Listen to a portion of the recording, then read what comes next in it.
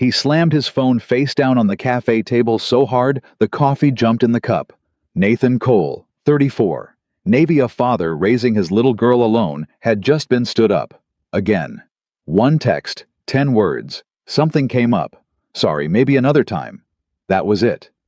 8 years of holding his family together with 2 hands and a paycheck, and this was what the world offered back. He stood to leave. And that's when a woman worth $9 billion walked straight to his table and asked to sit down. Why would she choose him? Stay till the end and you'll understand everything. And tell me in the comments, what city are you watching from tonight? I want to see how far this story travels. Subscribe and let's begin. The text came in at 7:42 p.m. Nathan Cole read it twice because the first time his brain refused to accept that 10 words could undo 2 weeks of quiet, embarrassing hope. Something came up. Sorry, maybe another time. Rachel. He set the phone down, picked it up, set it down again. Somewhere in his chest, a muscle he didn't have a name for pulled tight and let go, tired of pulling. Can I get you anything else, sir? The waitress was young, maybe 22, with a pencil behind her ear and the practiced brightness of someone who'd learned to smile through a double shift. Nathan looked up at her and made himself return it because his mother had raised him to be kind to people who were working no matter how his own night was going. Just the check when you get a chance, he said. You sure kitchen's still open? We've got a meatloaf special that'll fix just about anything. He almost laughed. Does it fix getting stood up? She winced, sympathetic. That bad, huh? That bad. He tapped the phone. Blind date. My buddy set it up. Swore up and down she was, quote, perfect for me. He shrugged. Guess perfect had somewhere better to be. Her loss, the waitress said, and she said it like she meant it, and Nathan appreciated that more than she'd ever know. I'll bring the check. But the coffee's on me. You look like a man who could use one more. She was gone before he could argue. Nathan leaned back in the booth and let out a long breath through his nose. This was the part nobody warned you about. Not the divorce everybody warns you about the divorce. Not the custody paperwork, not the empty side of the bed, not the way an 8-year-old's questions could cut you off at the knees. What nobody told you was the loneliness that came after you thought you'd already survived the loneliness. The slow kind. The kind that showed up on a Tuesday night in a cafe you'd worn your one good shirt to. He looked down at that shirt, now light blue ironed twice the collar he'd smoothed flat in the truck mirror before walking in. He'd shaved. He'd put on the cologne Lily had given him for Father's Day, the cheap drugstore bottle she'd picked out with her own allowance money, so proud of herself she couldn't stop grinning. Now you smell fancy, Daddy. He'd gotten dressed up to sit alone at a table for 2. Nathan pulled out his phone again, and this time he called someone. Talk to me, came the voice on the other end. Daniel, loud, warm, and about to get an earful. She bailed. There was a pause. No. 10 minutes before. Text message. Something came up. That okay, that's on me. That's completely on me. Daniel exhaled. Nate, I swear she was into it. We talked yesterday. She asked what you looked like. I told her, she said, Danny. Nathan rubbed the bridge of his nose. It's fine. It's not fine, you got dressed up. How'd you know I got dressed up? Because you always get dressed up, Daniel said. That's the whole thing about you, man. You show up. Every single time. You show up ironed and early and hopeful, and the world keeps not showing up back, and I'm sick of watching it. Nathan didn't have an answer for that. Because it was true, and because it was the kind of true that stung more coming from a friend than from an enemy. I'm gonna go home, Nathan said. Relieve the sitter. Read Lily a chapter. Call it a night. Nate. It's fine, Danny. Really. One more shot. Let me set up one more. No more setups. He said it gently, but he meant it like a door closing. I appreciate you. I do. But I think I'm done with this part. Some guys just aren't built for it, and that's okay. I got Lily. I got the Navy. That's a full life. That's more than a lot of men get. That's not a full life. That's a duty roster. The words landed harder than Daniel probably intended. Nathan stared at the 2 empty sugar packets he'd been folding and unfolding without realizing it. I gotta go, Nathan said. Nate. Night, Danny. He hung up before his friend could say the thing they both knew he was about to say. Because Daniel had known him since they were 19, since basic, since before the marriage, and the deployment, and the divorce, and Daniel was the only person on earth allowed to tell Nathan Cole that he was lonely. Nathan looked around the cafe for the waitress and his check. That's when the door opened. He noticed the woman, the way you notice a change in the weather, not by looking, but by feeling the room shift. Conversations near the front paused for half a second. A busboy stopped mid-stride. She walked in out of the cold in a long charcoal coat that had cost more than Nathan's truck payment, though he didn't know that yet, and she moved like someone who had never in her life waited for a table. She was, he'd realize later, the most composed person he had ever seen come apart. Because right now, standing just inside the door, this woman with the expensive coat and the perfect posture was staring at her phone with an expression Nathan recognized instantly. He recognized it because he was wearing the same one. She'd been stood up too. He watched her read whatever was on that screen, watched her jaw tighten, watched her slide the phone into her coat pocket with a slowness that was its own kind of fury, the controlled kind, the kind that costs more than shouting. She scanned the room. Every table was full except the two tops by the window, one of which had a single Navy man sitting at it in his ironed blue shirt, coffee going cold, a check he was still waiting for. Their eyes met. Nathan looked away, first out of habit, out of the reflex of a man who'd learned not to stare. He figured she'd find the hostess wait for a table, ignore him entirely, like people like her, whoever she was, ignored people like him. Instead, footsteps. They stopped at his table. "Is this seat taken?" Nathan looked up. Up close, she was older than the coat suggested. Early 40s maybe, with dark hair pulled back tight, and eyes that were the gray of a sky that hadn't decided whether to rain. There was gray at her temples she hadn't bothered to hide, and Nathan found he liked that about her before he knew a single other thing. He glanced at the empty chair across from him, the chair that had been waiting all evening for a woman who never came. No, it's not taken." "May I?" "It's a free country," Nathan said, and then immediately felt like an idiot, because who says that? But the corner of her mouth moved. Not a smile. The distant relative of a smile.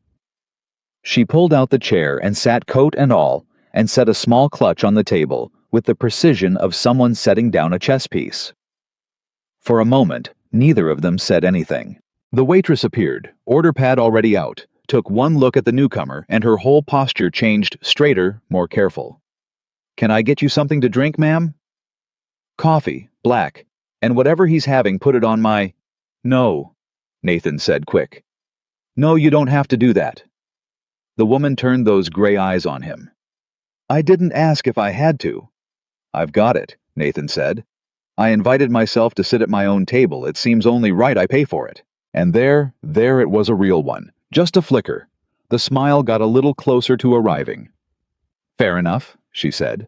To the waitress, "Just the coffee. Thank you." The waitress left. Silence again. Nathan folded his sugar packet.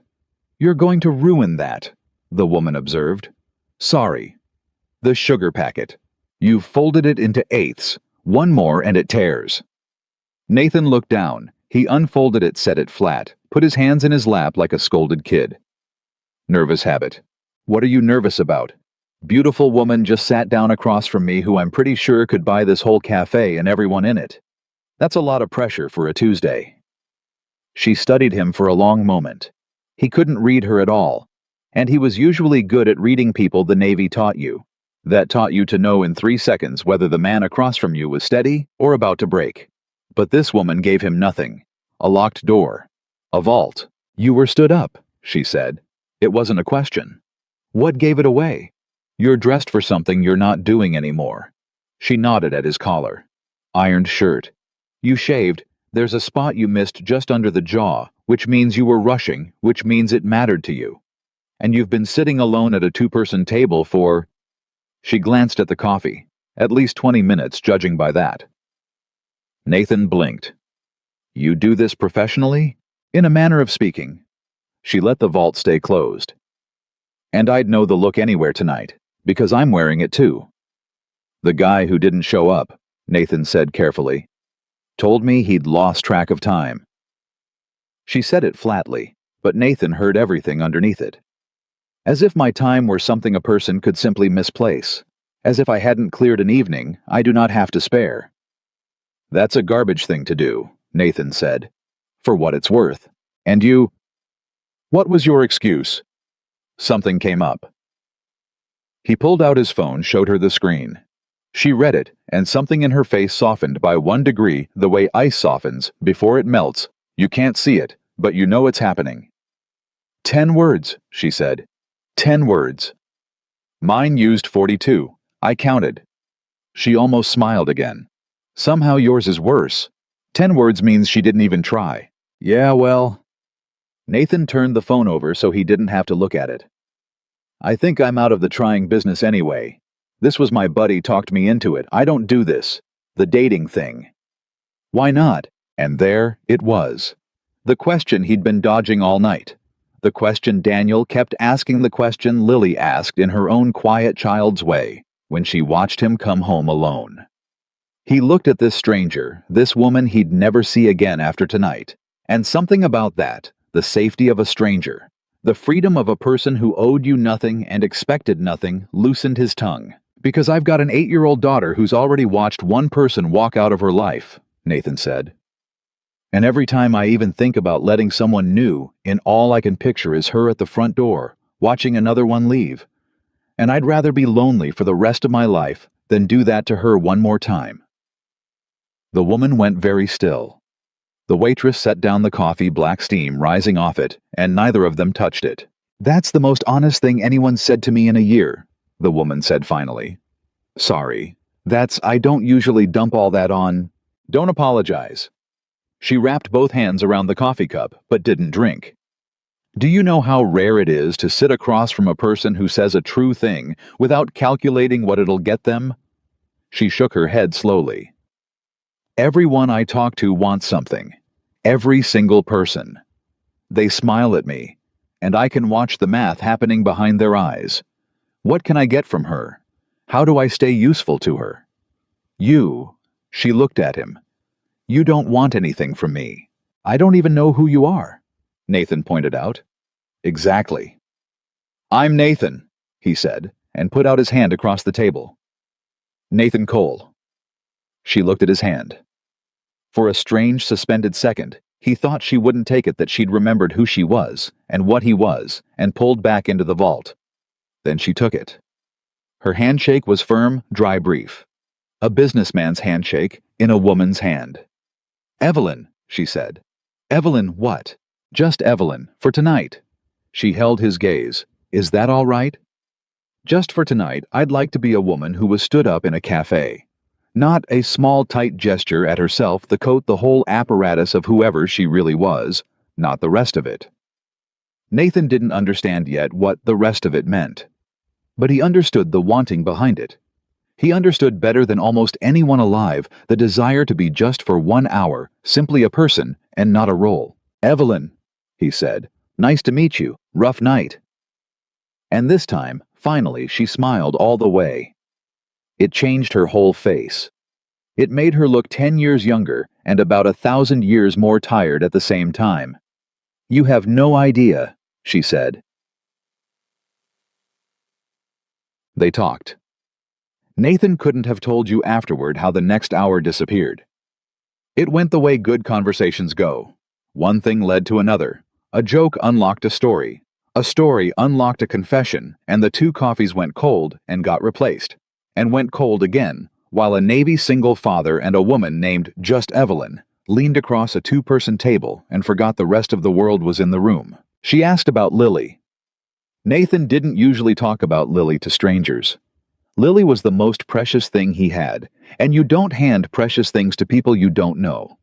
But something about the way Evelyn asked made it different. She didn't ask the way people usually ask, the polite way, the "and do you have kids" way. That's really just waiting for its turn to speak. She asked like she wanted the answer. She's 8, Nathan said. Going on 40. She reads 3 grade levels up and she thinks I don't know she stays up past lights out with a flashlight. She's got, he laughed.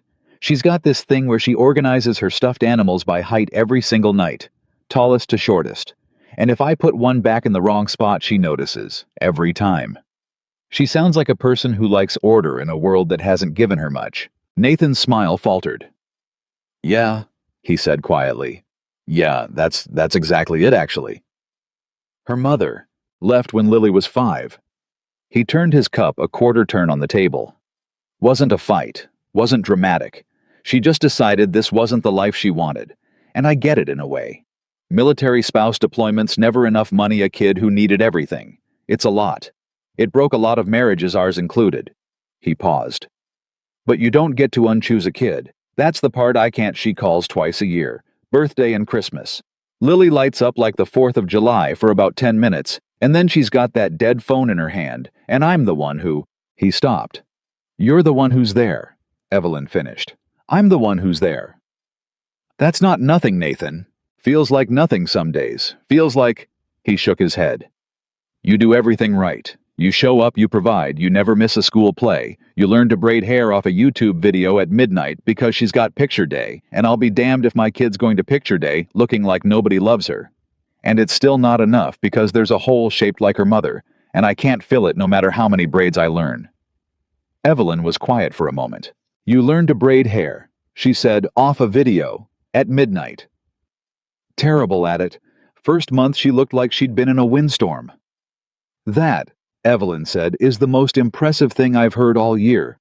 And I hear a great many impressive things. Nathan felt his ears go warm. It's just being a dad. No. Her voice had an edge now, something fierce under the calm. It's not just anything. Do you know how many men I know who would drive their own child to a nanny and consider that fatherhood? You sat down at midnight and you learned a skill because your daughter's dignity mattered to you. Don't you dare call that just being a dad. The intensity of it surprised him. It surprised her too. He thought she leaned back, as if she'd revealed more than she meant to. Your turn, Nathan said, gently steering them off him. What do you do, Evelyn, for a living, I mean? Or is that part of the rest of it? She turned her cup a quarter turn. He noticed she'd picked up his habit. I run a company, she said. Yeah. What kind? The kind that eats your entire life, she said. The kind where you look up one day and you're 43 years old, and you have a corner office with a view of 3 states, and no one who'll call you just to see how your day was. She said it lightly. It didn't land lightly. I built it myself, if that means anything. Started with nothing. No family money, no connections. Just me and an idea and a willingness to outwork every man who told me I couldn't. That's something to be proud of. Is it? She looked out the window. I've spent 20 years being proud of it. And tonight I got stood up by a man I didn't even like, and I found myself thinking I would trade a very large portion of it to have what you have. What I have, Nathan repeated. Lady, I make $41,000 a year, and I've got a truck with 190,000 miles on it. You have a person, Evelyn said, who organizes her stuffed animals by height and notices when you get it wrong. You have a person who will remember you learned to braid her hair. When you are old, someone will hold your hand. She met his eyes. Do you have any idea how much money that's worth? Because I've done the math. I do math for a living, and I promise you, Nathan, there is not enough money in the world. The cafe had emptied out around them without either of them noticing.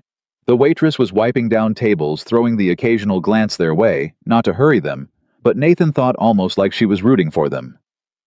I don't believe you, Nathan said. Believe what? That you'd trade it. People say that. Oh, money doesn't matter, I'd give it all up. But they never do, because it's easy to say and impossible to do. He shrugged. No offense. I've heard rich folks get sentimental about being poor, and it always rings a little hollow to a guy who's actually rationing groceries the week before payday. He expected her to be offended, braced for it even he'd been blunter than he meant to be. Instead, she laughed, a real laugh, short and surprised, like it had escaped before she could stop it. You're absolutely right, she said. It's easy to say, and you have no reason to believe me. She leaned forward. So, let me say something I can prove. I've had dinner with senators, with men who own football teams, with people whose names you'd know. and not one of them has ever in 20 years told me the true reason they were afraid to fall in love again. She held his gaze.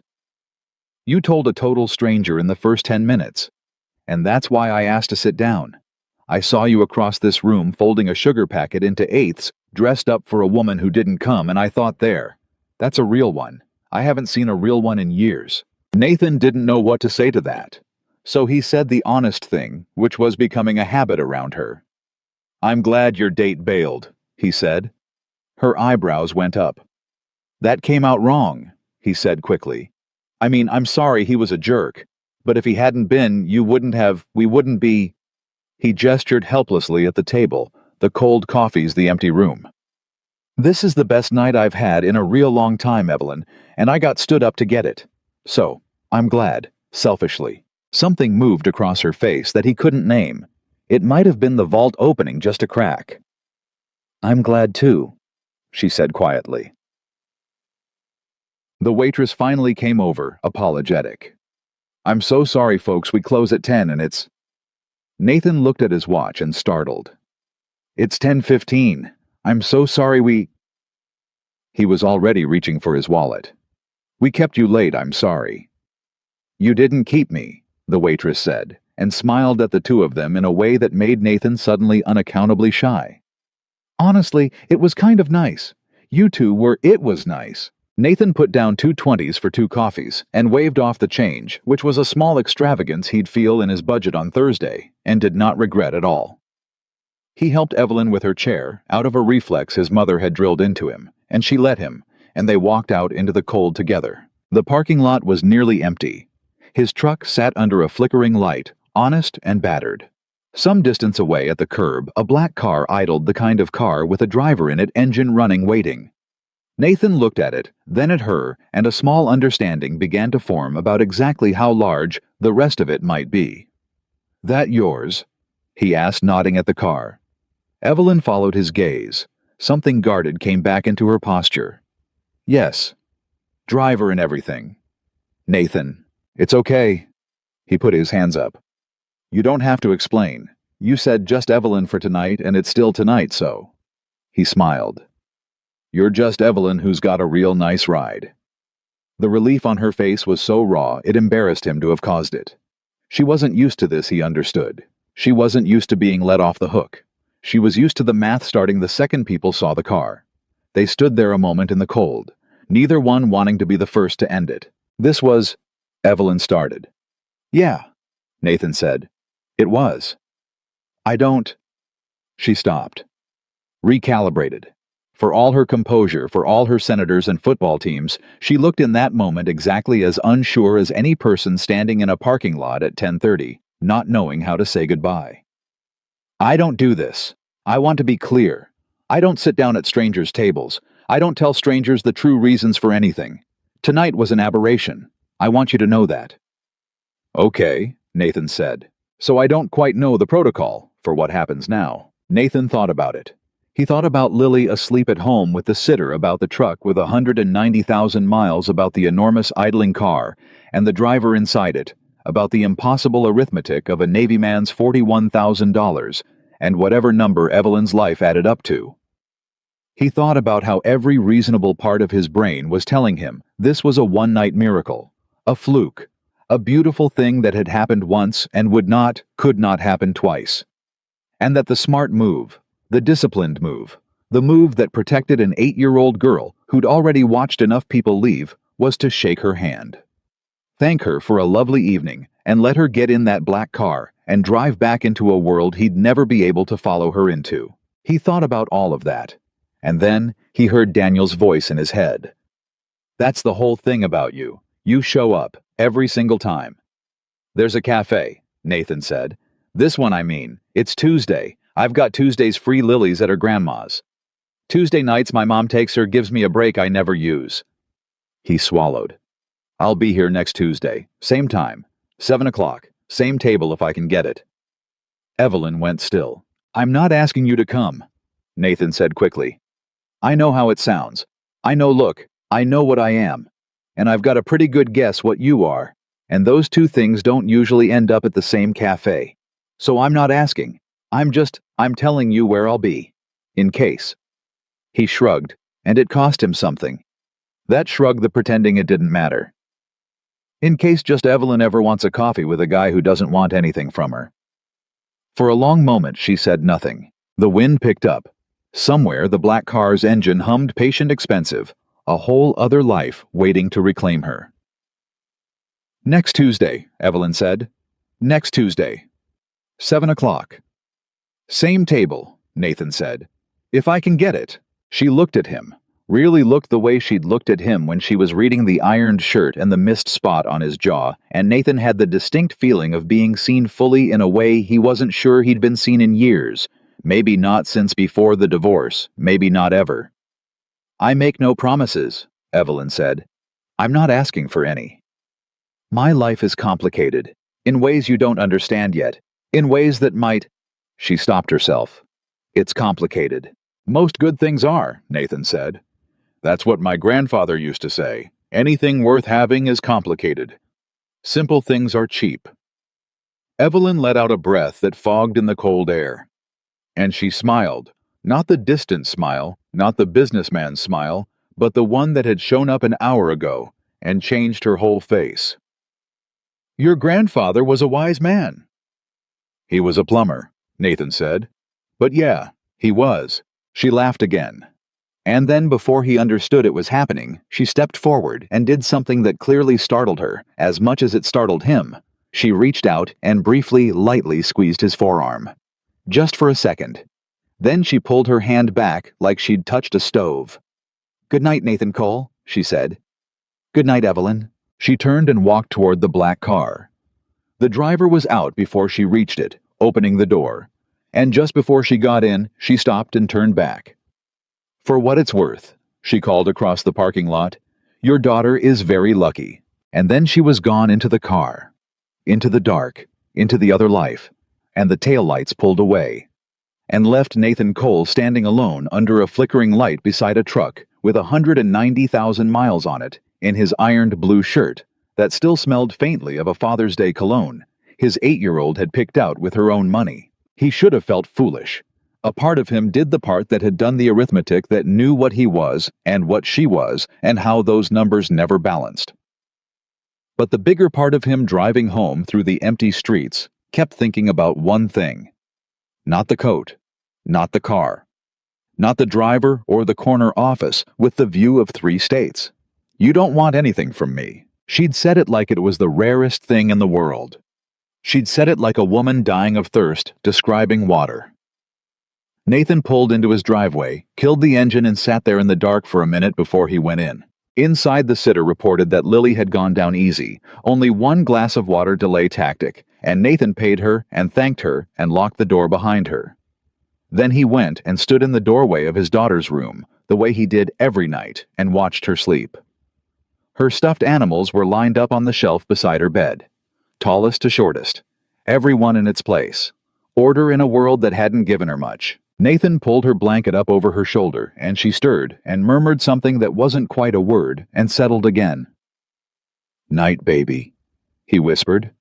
He went to his own room and hung the ironed blue shirt back in the closet, and as he did, he caught himself doing something he hadn't done in longer than he could remember. He was thinking about next Tuesday. He didn't know, couldn't have known that 7 days from now, a woman worth $9 billion would sit down across from him again. That she'd do it a 3rd time, and a 4th. That his daughter would one day organize a 5th stuffed animal by height because of her.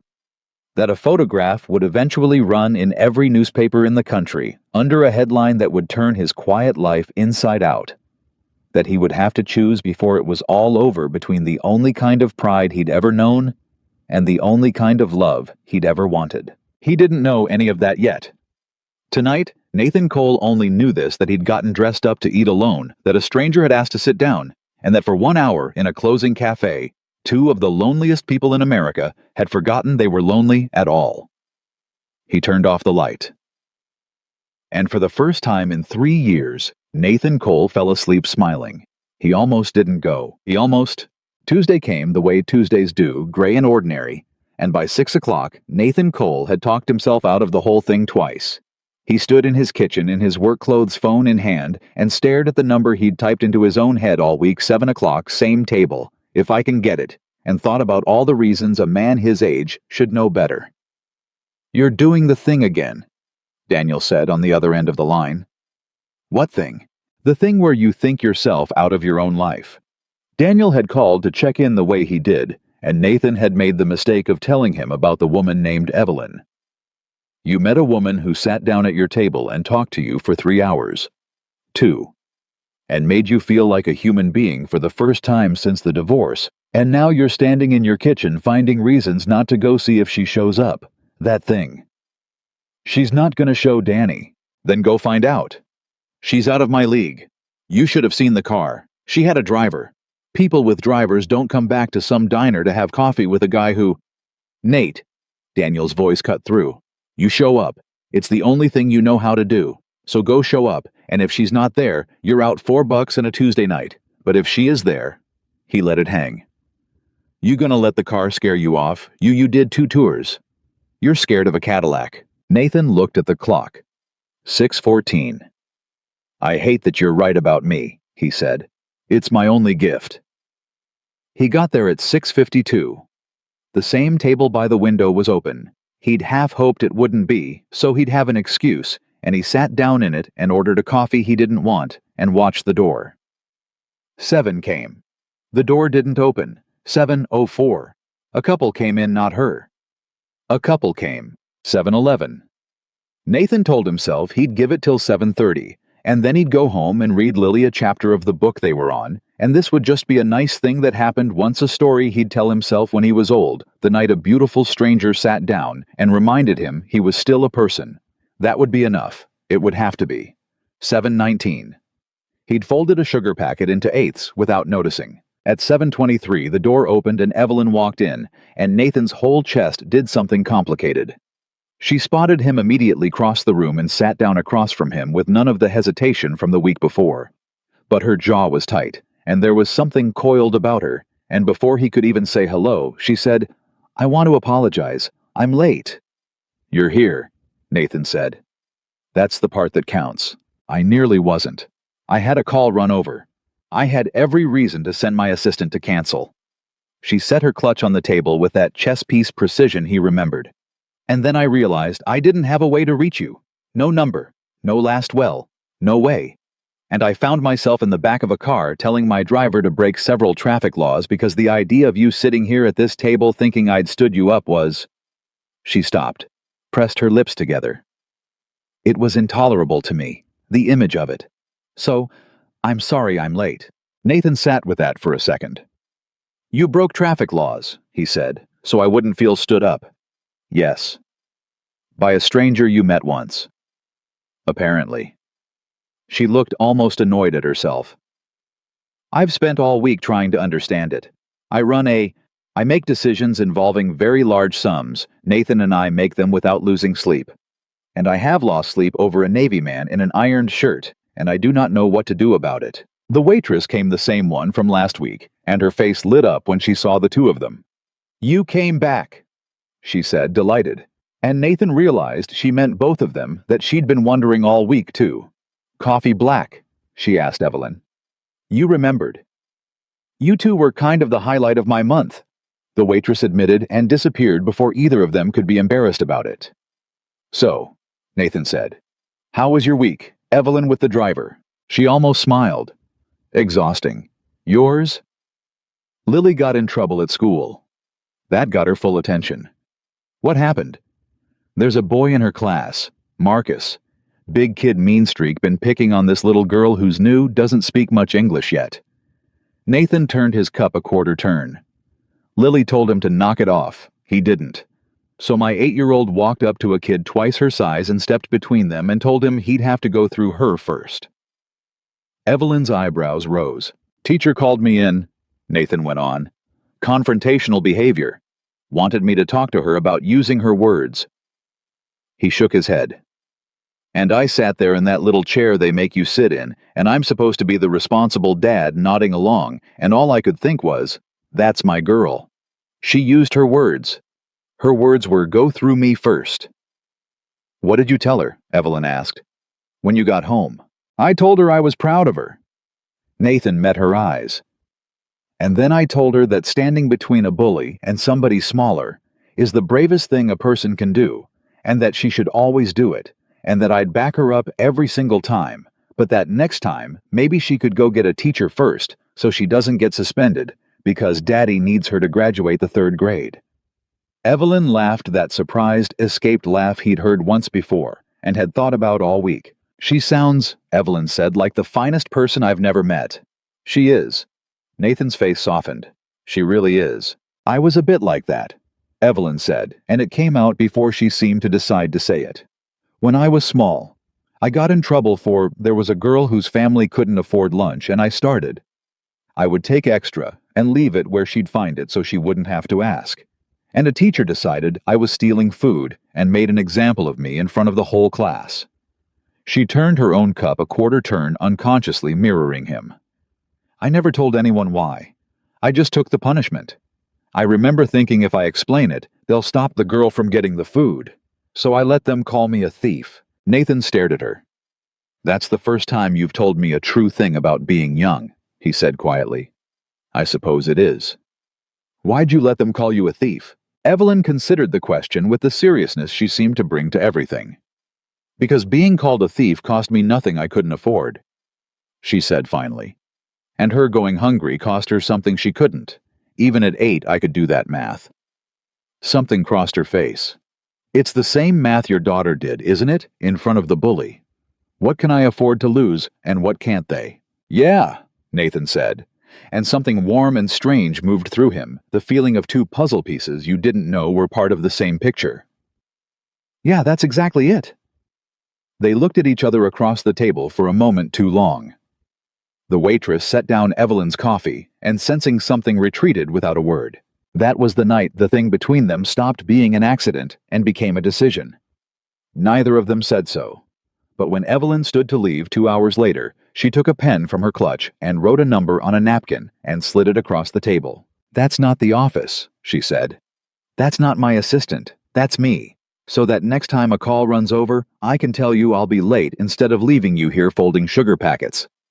She paused. Don't it would be best if you didn't give it to anyone. Or say where you got it. I don't have anyone to give it to, Nathan said, folding the napkin into his shirt pocket, with a care that wasn't lost on her. Next Tuesday. Next Tuesday. It became a rhythm. Every Tuesday, 7 o'clock, the table by the window. The waitress, her name was Gloria. They started saving it for them without being asked. And week by week, the vault Nathan had sensed in Evelyn that first night began slowly, and with great reluctance to open. He learned things in pieces. That she'd built her company from a single idea in a rented room. That she'd been married once briefly in her 20s to a man who'd wanted the version of her that stayed home, and that she'd chosen the company.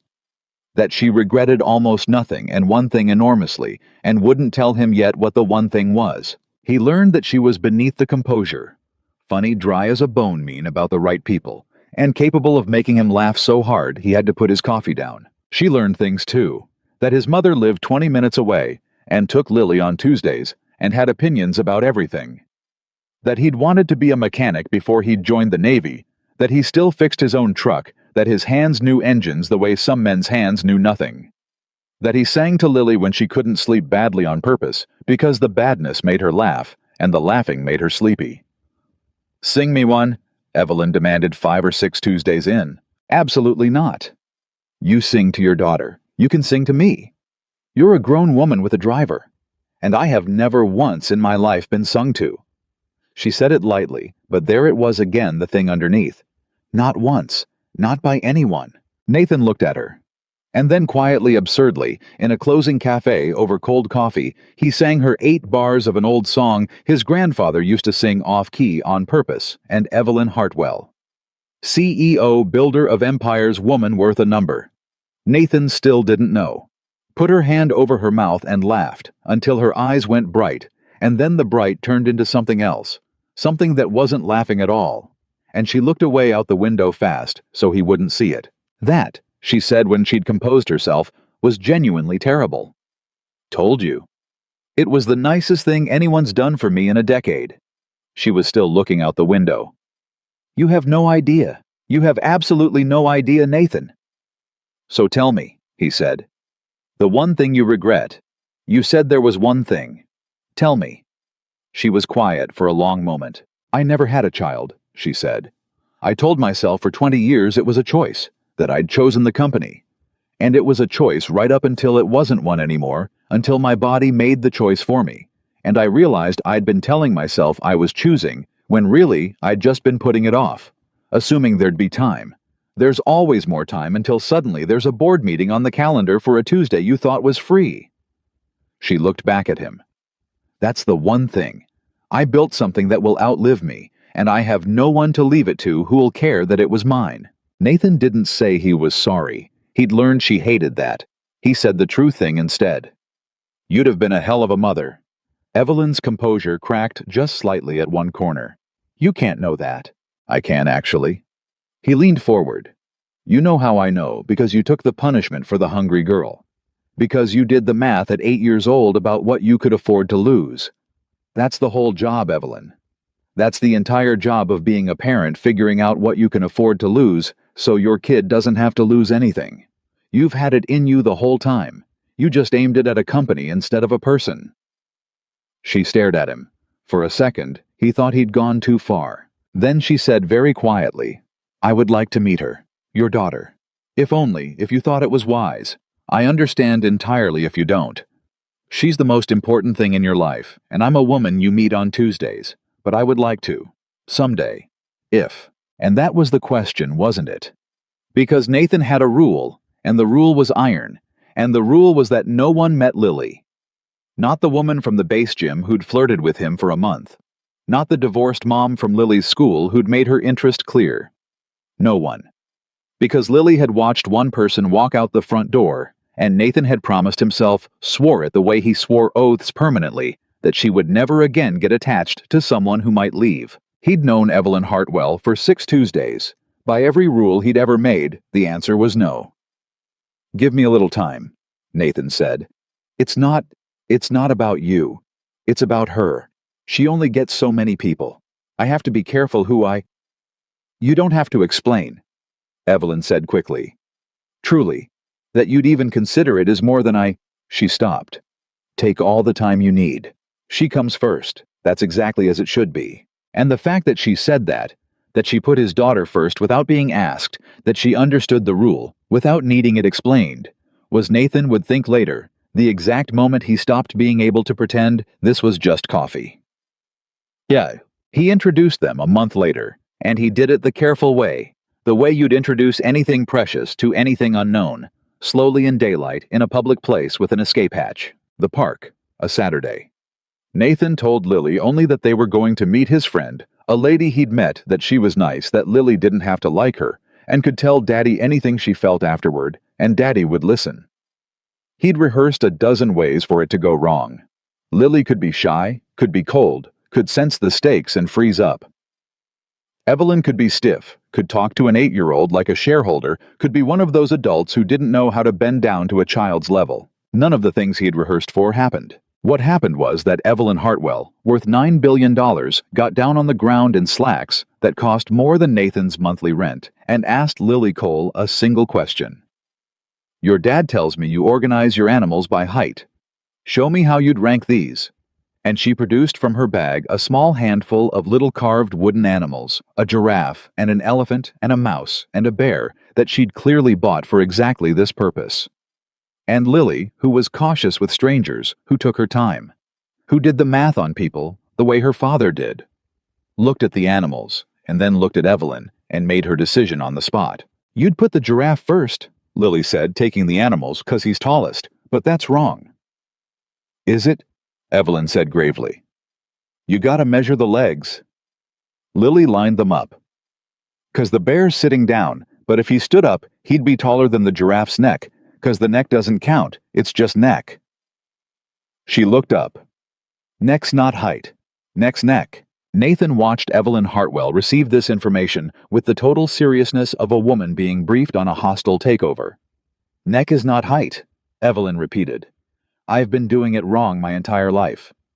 "Most people do," Lily said, forgiving her. And that was it. That was the whole thing. Nathan stood there with his heart in his throat and watched his daughter, his careful, guarded, twice-let-down daughter, hand a wooden bear to a stranger and start explaining the proper theory of height.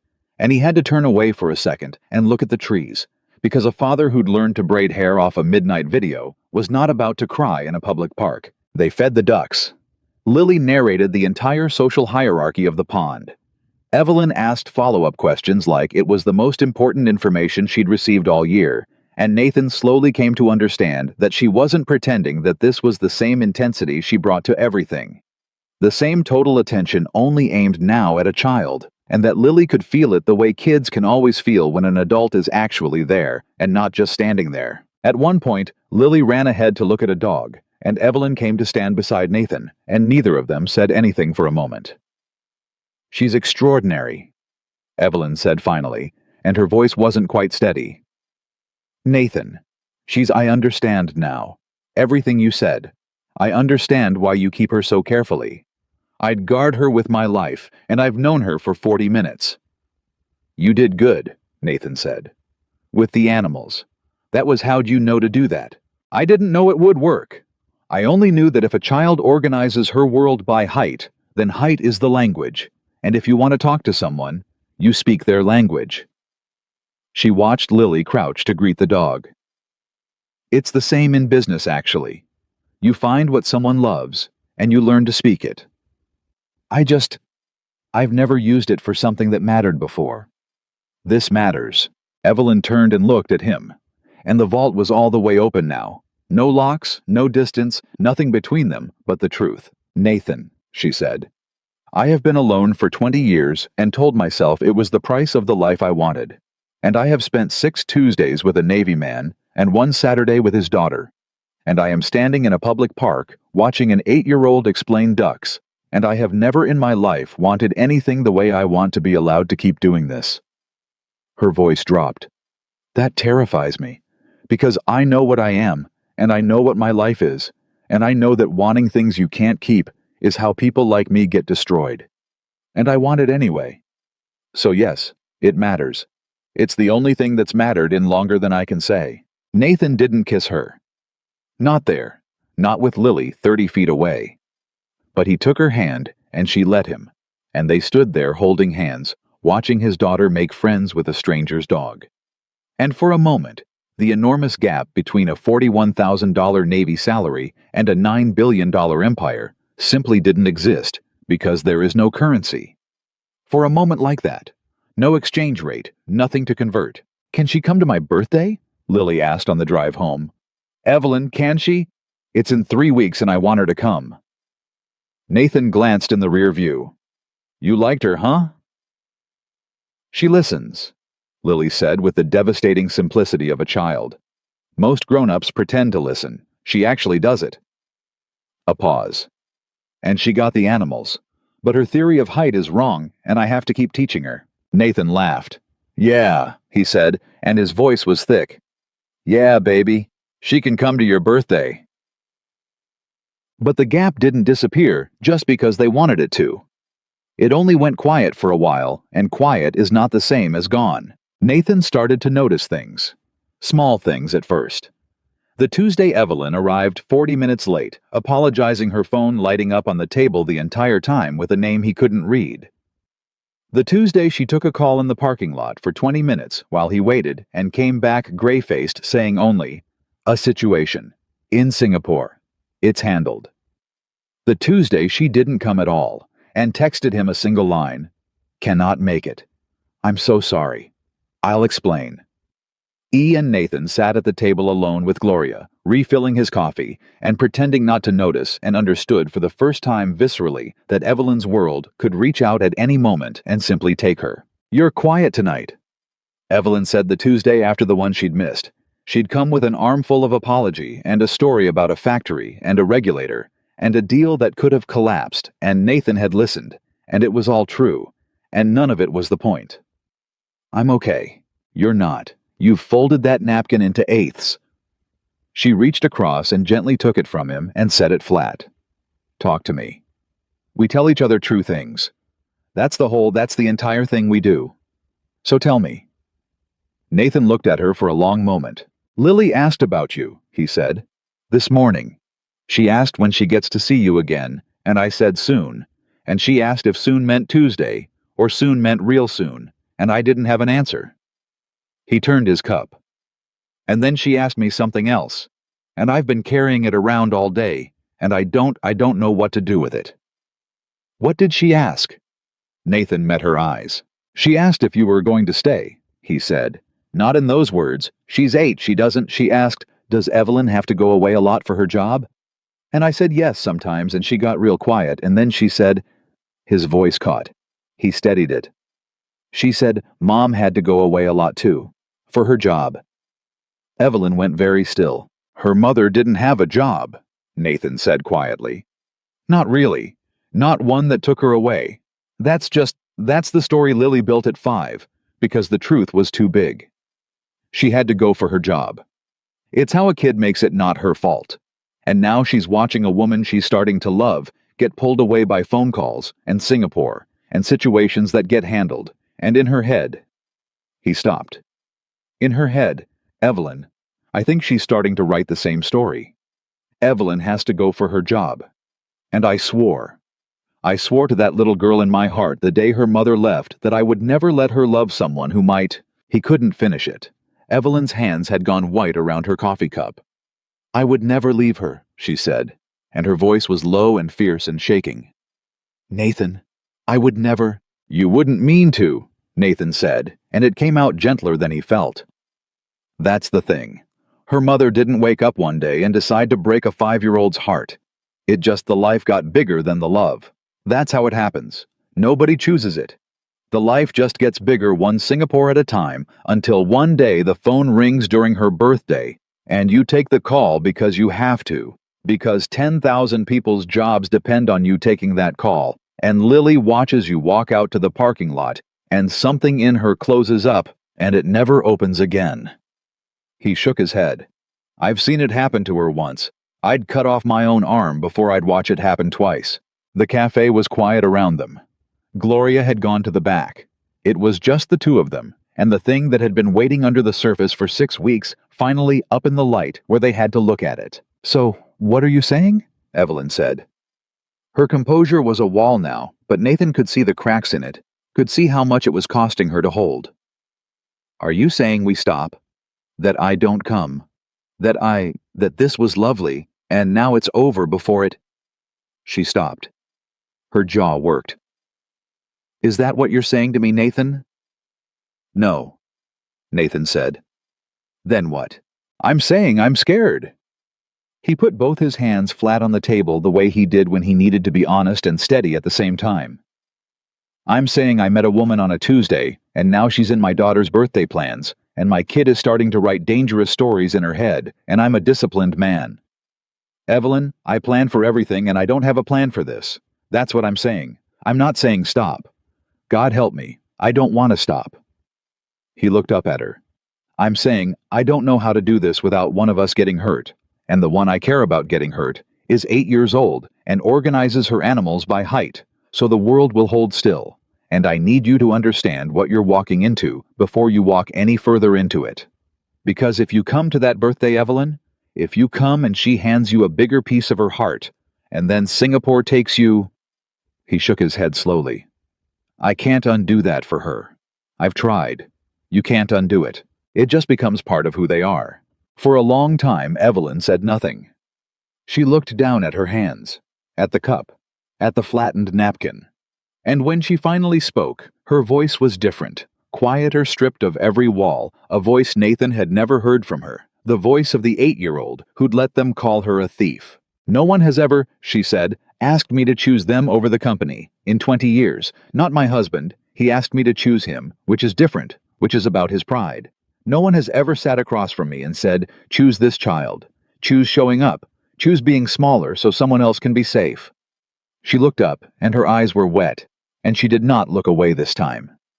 "And the terrible thing, Nathan, the thing I don't know how to say, is that no one has ever given me a reason to. Until now." Nathan's throat was tight. "I don't know if I can do it," Evelyn said. I want to tell you I can. I want to tell you I'll always show up. I'll never take the call. Singapore can burn. But I built something enormous, and thousands of people depend on it. And I don't know how to just set it down. I don't know if I'm capable of it. I've never tried." A tear escaped. She let it. "But I'll tell you what I do know. I know that I would rather try and fail at this than succeed at anything else I've ever done. And I know that if you let me come to that birthday, I will move heaven and earth and every board member on the planet to be there present, phone off entirely, not as an apology, as a promise I intend to keep." She reached across the table and took his hand, hers cold and shaking around his. "It's the only promise I've made in 20 years that I actually care whether I keep. Let me try to keep it. Please." Nathan looked at their hands on the table. He thought about Lily, about the story she was writing, about the front door and the person who'd walked out of it, about the rule iron and permanent that no one got attached to someone who might leave. And he thought about the truth he'd been circling for 6 Tuesdays, which was that the rule had already been broken. Lily was already attached. He was already attached. The choice wasn't whether to risk it. The choice was whether to face the risk together or alone. And Nathan Cole had spent 3 years doing everything alone. And he was so tired, God, he was tired of being the only one who showed up. "The party's at 2, he said. 3 weeks from Saturday, at my mom's. There'll be juice boxes and a bounce house and 11 screaming children, and it is going to be the least glamorous afternoon of your entire life." Evelyn let out a breath that was half a laugh and half a sob. "I'll be there at 1:30, she said, "to help set up." "You don't have to help set." "I'll be there at 1:30, Evelyn said, "to help set up." And it wasn't negotiable, Nathan understood. It was a woman planting a flag. Phone off, in the car. Not on silent off. And if Singapore burns down, then it burns down, because I will be inflating a bounce house for an 8-year-old who thinks necks don't count as height, and there is nowhere on this earth I would rather be. Nathan laughed and it came out cracked, and Evelyn laughed too, and Gloria came out from the back to find the two of them holding hands across the table with wet faces and laughing, and she smiled and quietly turned the sign on the door to closed, even though it was only 9 o'clock, and left them there in the empty cafe to figure out the shape of the thing they were building. Outside, the black car idled at the curb, patient, waiting the other life, humming its engine in the dark. And for the first time, when Evelyn stood to go to it, she looked at that car, the way a person looks at something they're no longer sure they want. She was there at 1:15. Nathan heard the car before he saw it. Not the black town car with the driver, but a different one. An SUV she'd driven herself, which he didn't know she owned or knew how to operate, and which turned out to be full of things. Streamers. A cake that hadn't come from a grocery store. 11 identical wrapped boxes because Evelyn had asked how many children would attend and then bought a small gift for every single one so that no child at Lily's party would have to watch another child open a present and feel the particular ache of being the one without. "You didn't have to do that," Nathan said, taking a box from her arms. "I did, actually." She was already surveying his mother's backyard, like a general assessing terrain. "I looked it up. Apparently, at this age, the non-birthday children experience the party as a referendum on whether they matter. This solves it. Everyone matters. Where do you want the bounce house?" His mother Carol came out the back door, drying her hands on a towel, and stopped dead at the sight of the woman in jeans. Nathan had never seen her in jeans, directing the placement of an inflatable castle. "So you're Evelyn," Carol said in the tone of a woman who had heard a great deal and reserved all judgment. "I am." Evelyn crossed the yard and put out her hand, and to Nathan's surprise, there was something almost nervous in it, this woman who was never nervous. "Mrs. Cole, thank you for having me. Nathan speaks of you constantly and always with terror, which I take to mean love." Carol's mouth twitched. "He's scared of me. Good instinct." She looked Evelyn up and down. "You came early to help set up." "I did. Most of his lady friends over the years came late and left early." Carol said it plain the way she said everything. "The ones there weren't many. He's careful." "He's careful because of her," Evelyn said, nodding toward the house where Lily was, and Nathan watched his mother's whole posture change, watched the older woman recalibrate in real time. "And he should be. She's the finest child I've ever met, and I would rather cut off my own hand than be one more person who hurts her. So if you're taking my measure, Mrs. Cole, and you should be, you'd be a poor grandmother if you weren't. That's the measure. I know exactly what's at stake here. I don't take it lightly. Carol looked at her for a long moment. Well, she said finally, cake's in the kitchen and it needs candles. You know how to arrange 8 candles so a child doesn't set her own hair on fire? I'll learn, Evelyn said. Come on then. And Carol turned and went inside, and Evelyn shot Nathan a look part terror, part triumph, and followed her, and Nathan stood in the backyard, holding a wrapped box, and thought that he had never in his life seen anyone win his mother over that fast, and that his mother had not in fact been won over, but had decided to allow the auditions to continue, which, from Carol Cole, was practically a marriage proposal. The party was chaos. It was exactly the least glamorous afternoon of Evelyn Hartwell's life, and she loved every second of it. 11 children detonated across the backyard. The bounce house became a war zone. Juice boxes were punctured, spilled, wept over, and replaced. And in the middle of it, a billionaire CEO sat cross-legged on the grass, refereeing a dispute about whose turn it was to go down the slide with the same grave attention she'd give a merger, and the children who can smell a fake adult from 100 yards accepted her completely, because she wasn't faking, because she was actually there. Nathan watched her from across the yard, flipping burgers he'd never eat, and Daniel came up beside him with a beer and followed his gaze. So that's her, Daniel said.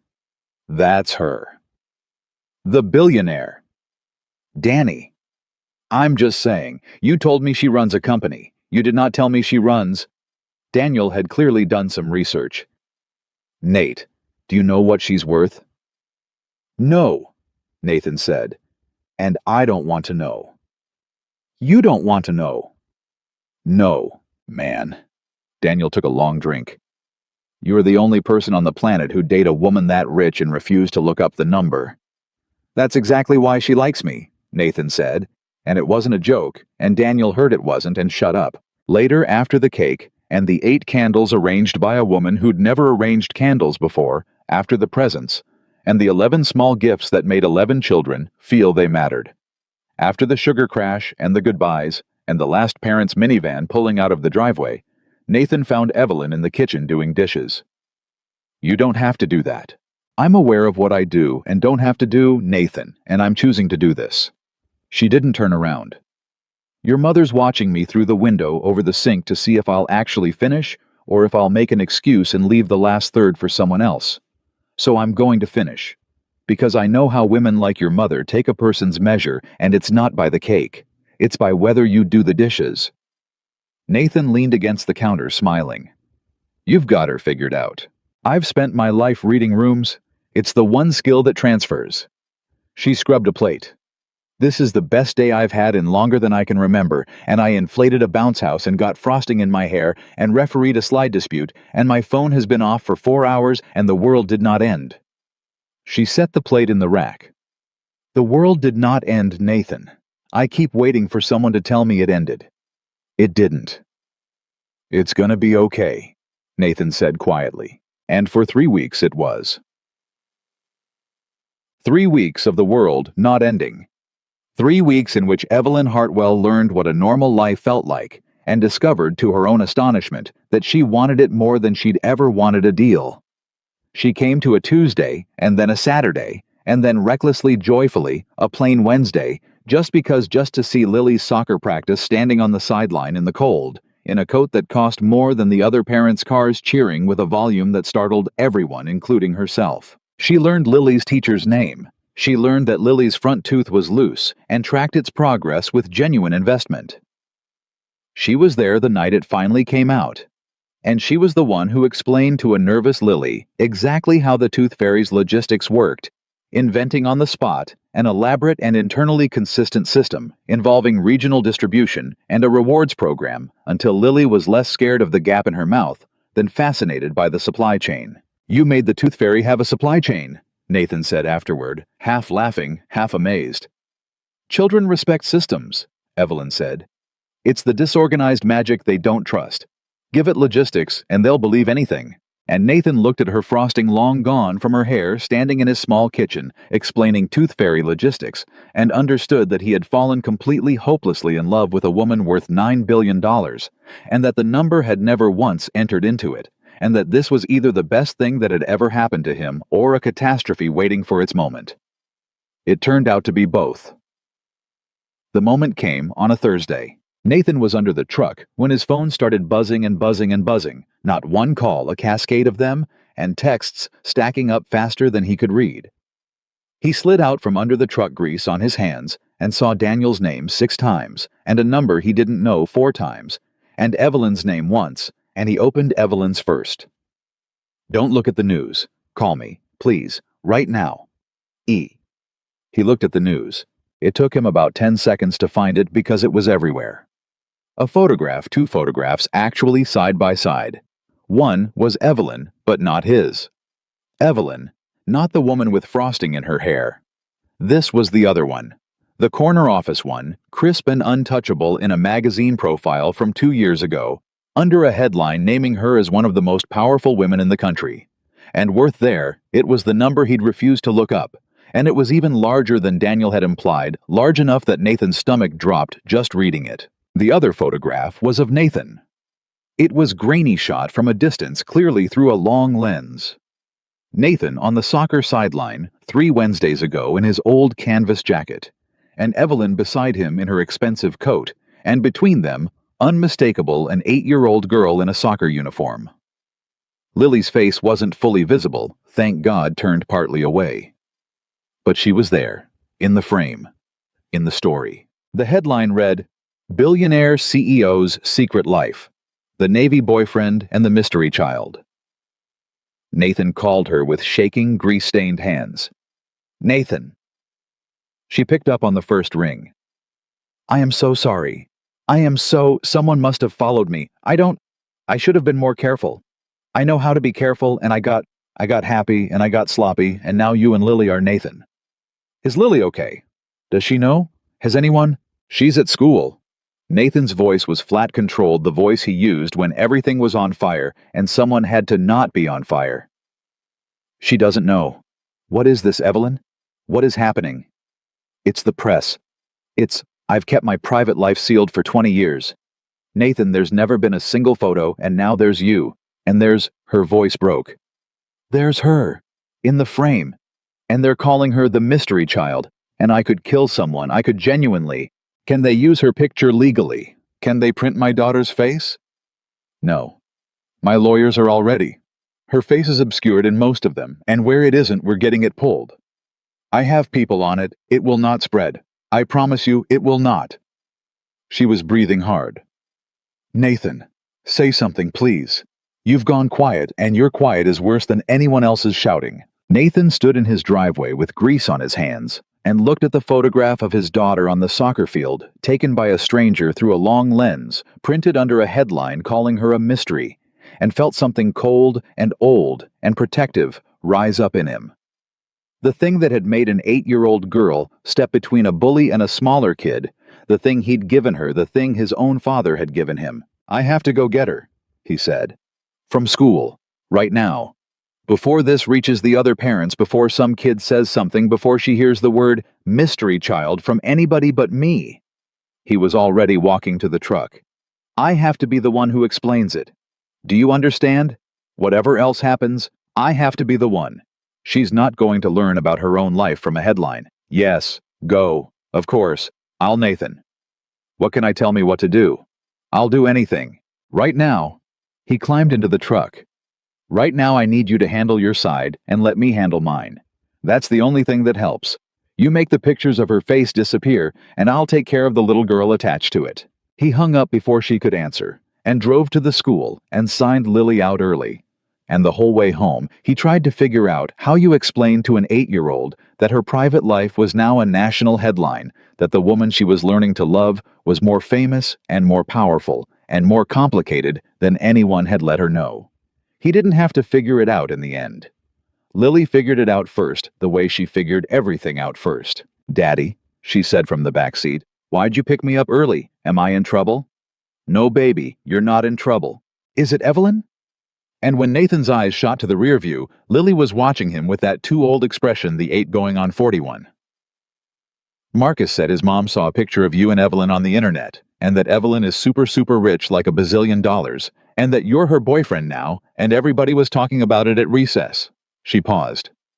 Is that true, the rich part?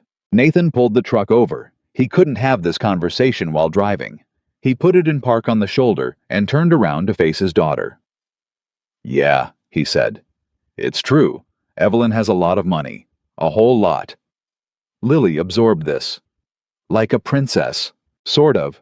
Except she made it herself. Nobody gave it to her. She built a big company from nothing when she was young, and she worked harder than just about anybody to do it. He watched her face. Does that change how you feel about her? Lily thought about it with tremendous seriousness. Does she still not know that necks aren't height? Lily asked. Nathan laughed. It burst out of him, half relief, half love. She still doesn't fully get it, no. You've got a lot of teaching left to do. Then it doesn't change anything, Lily decided. She's still Evelyn. She just has more money than I thought. A beat. Does that mean she can buy a bounce house for our actual house to keep? No, Nathan said. It does not mean that. But she could. Just because a person can buy a thing doesn't mean they should. Evelyn knows that better than anybody. It's part of why I like her. Lily accepted this philosophy. And then quieter, in a different voice, she asked the question that had been sitting under all the others. If she's a bazillionaire, why does she come to my soccer? Rich people don't go to kids' soccer. And there it was, the fear dressed up as a question, the same fear that had lived under everything since the day her mother walked out the door. Why would someone like that stay for someone like us? Because you matter to her, Nathan said, and he made his voice as steady and true as he'd ever made anything. The money's got nothing to do with it. She comes to your soccer because watching you play makes her happier than anything the money can buy. That's the whole reason. That's the only reason.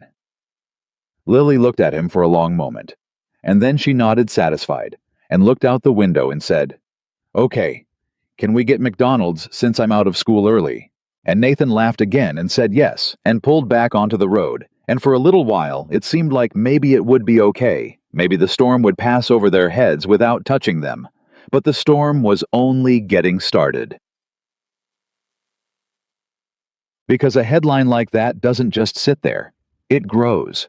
By that evening, there were follow-up pieces, and by the next morning, there were photographers, actual photographers.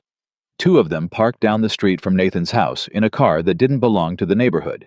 And Nathan had to walk Lily to the bus with his arm around her and his body between her and the lenses, and he had to explain to his commanding officer why there were reporters calling the base, asking about a serviceman named Cole. And he had to sit Lily's teacher down and explain the situation so the school could protect her, and every single one of these conversations chipped away at something in him, at the careful private life he'd built brick by brick to keep his daughter safe. And Evelyn's world meanwhile went to war. He learned the shape of it in pieces over frantic phone calls because she couldn't come to the cafe anymore. Couldn't be seen with him now without a dozen lenses recording it. Her board was in an uproar. The story had raised questions. A CEO. With a secret, a lapse in judgment. A vulnerability. There were murmurs about her focus about whether a woman entering a serious relationship with a single father and a child was still fully committed to a company that demanded everything. Old rivals smelled blood. A faction on the board that had never wanted her there in the first place began quietly to move. They're using it. Evelyn told him one night, her voice exhausted in a way he'd never heard. The relationship. They're using you and Lily as evidence that I've lost focus. As if caring about a human being is a character flaw. As if the appropriate thing would have been to keep dying alone in a corner office, because that's what makes shareholders comfortable. A bitter laugh. 20 years I gave them. And the moment I want one true thing for myself, they treat it like a scandal. You could deny it, Nathan said. You could say I'm nobody, a misunderstanding. Kill the story. Protect yourself. He said it because he loved her, and because it was the exit, and he needed her to know he'd hold the door open if she wanted to walk through it. I'd understand, Evelyn. Nobody would blame you. It's your whole life. There was a long silence on the line. Is that what you want? Evelyn asked quietly. For me to say you're nobody. I want you to be okay. I want you to keep the thing you spent 20 years building. I don't want to be the reason you lose it. You didn't answer my question. Nathan closed his eyes. No, he admitted. No, I don't want you to say I'm nobody. I want God help me, Evelyn. I want you to say the opposite. But I'm not going to ask you to burn your whole life down for a Navy guy and his kid. I've got no right to ask that. You're not asking, Evelyn said. That's the thing about you. You never ask. You just quietly hold the door open and let me choose every single time. Her voice thickened. Do you have any idea how rare that is? Everyone in my life pushes me toward the deal, toward the exit, toward whatever serves them. And you just stand there holding a door open and trusting me to walk through the right one. A pause. I'm not going to say you're nobody, Nathan. I'd sooner resign. Nathan's heart stopped for a second. Don't say that. I mean it more than I've meant anything. Evelyn, don't make a decision like that in the middle of a war. That's how people lose everything. You don't blow up your life to win a fight. And what if the fight is the thing showing me my life was already blown up, she said. What if I'm sitting here in a corner office worth more than some countries, and the only 3 weeks I felt alive in 20 years were spent inflating a bounce house and explaining tooth fairy logistics, and now these men want me to choose the office over the bounce house, and I'm looking at the choice, Nathan. I'm actually looking at it, and I don't want the office. You're tired. You're not thinking straight. I have never thought more straight in my life. But the fight got worse before it got better, and it got worse in the exact way Nathan had feared most, the way that had nothing to do with boards or shareholders, and everything to do with a little girl. Because Evelyn, fighting for her professional life on 3 continents, started missing things. Not out of carelessness. Out of siege. A board that wanted her gone scheduled emergency meetings designed to test her, to force her to choose to make her prove her commitment by being everywhere at once. And so the Wednesday soccer practice came, and she wasn't there. And the Tuesday cafe was empty on her side.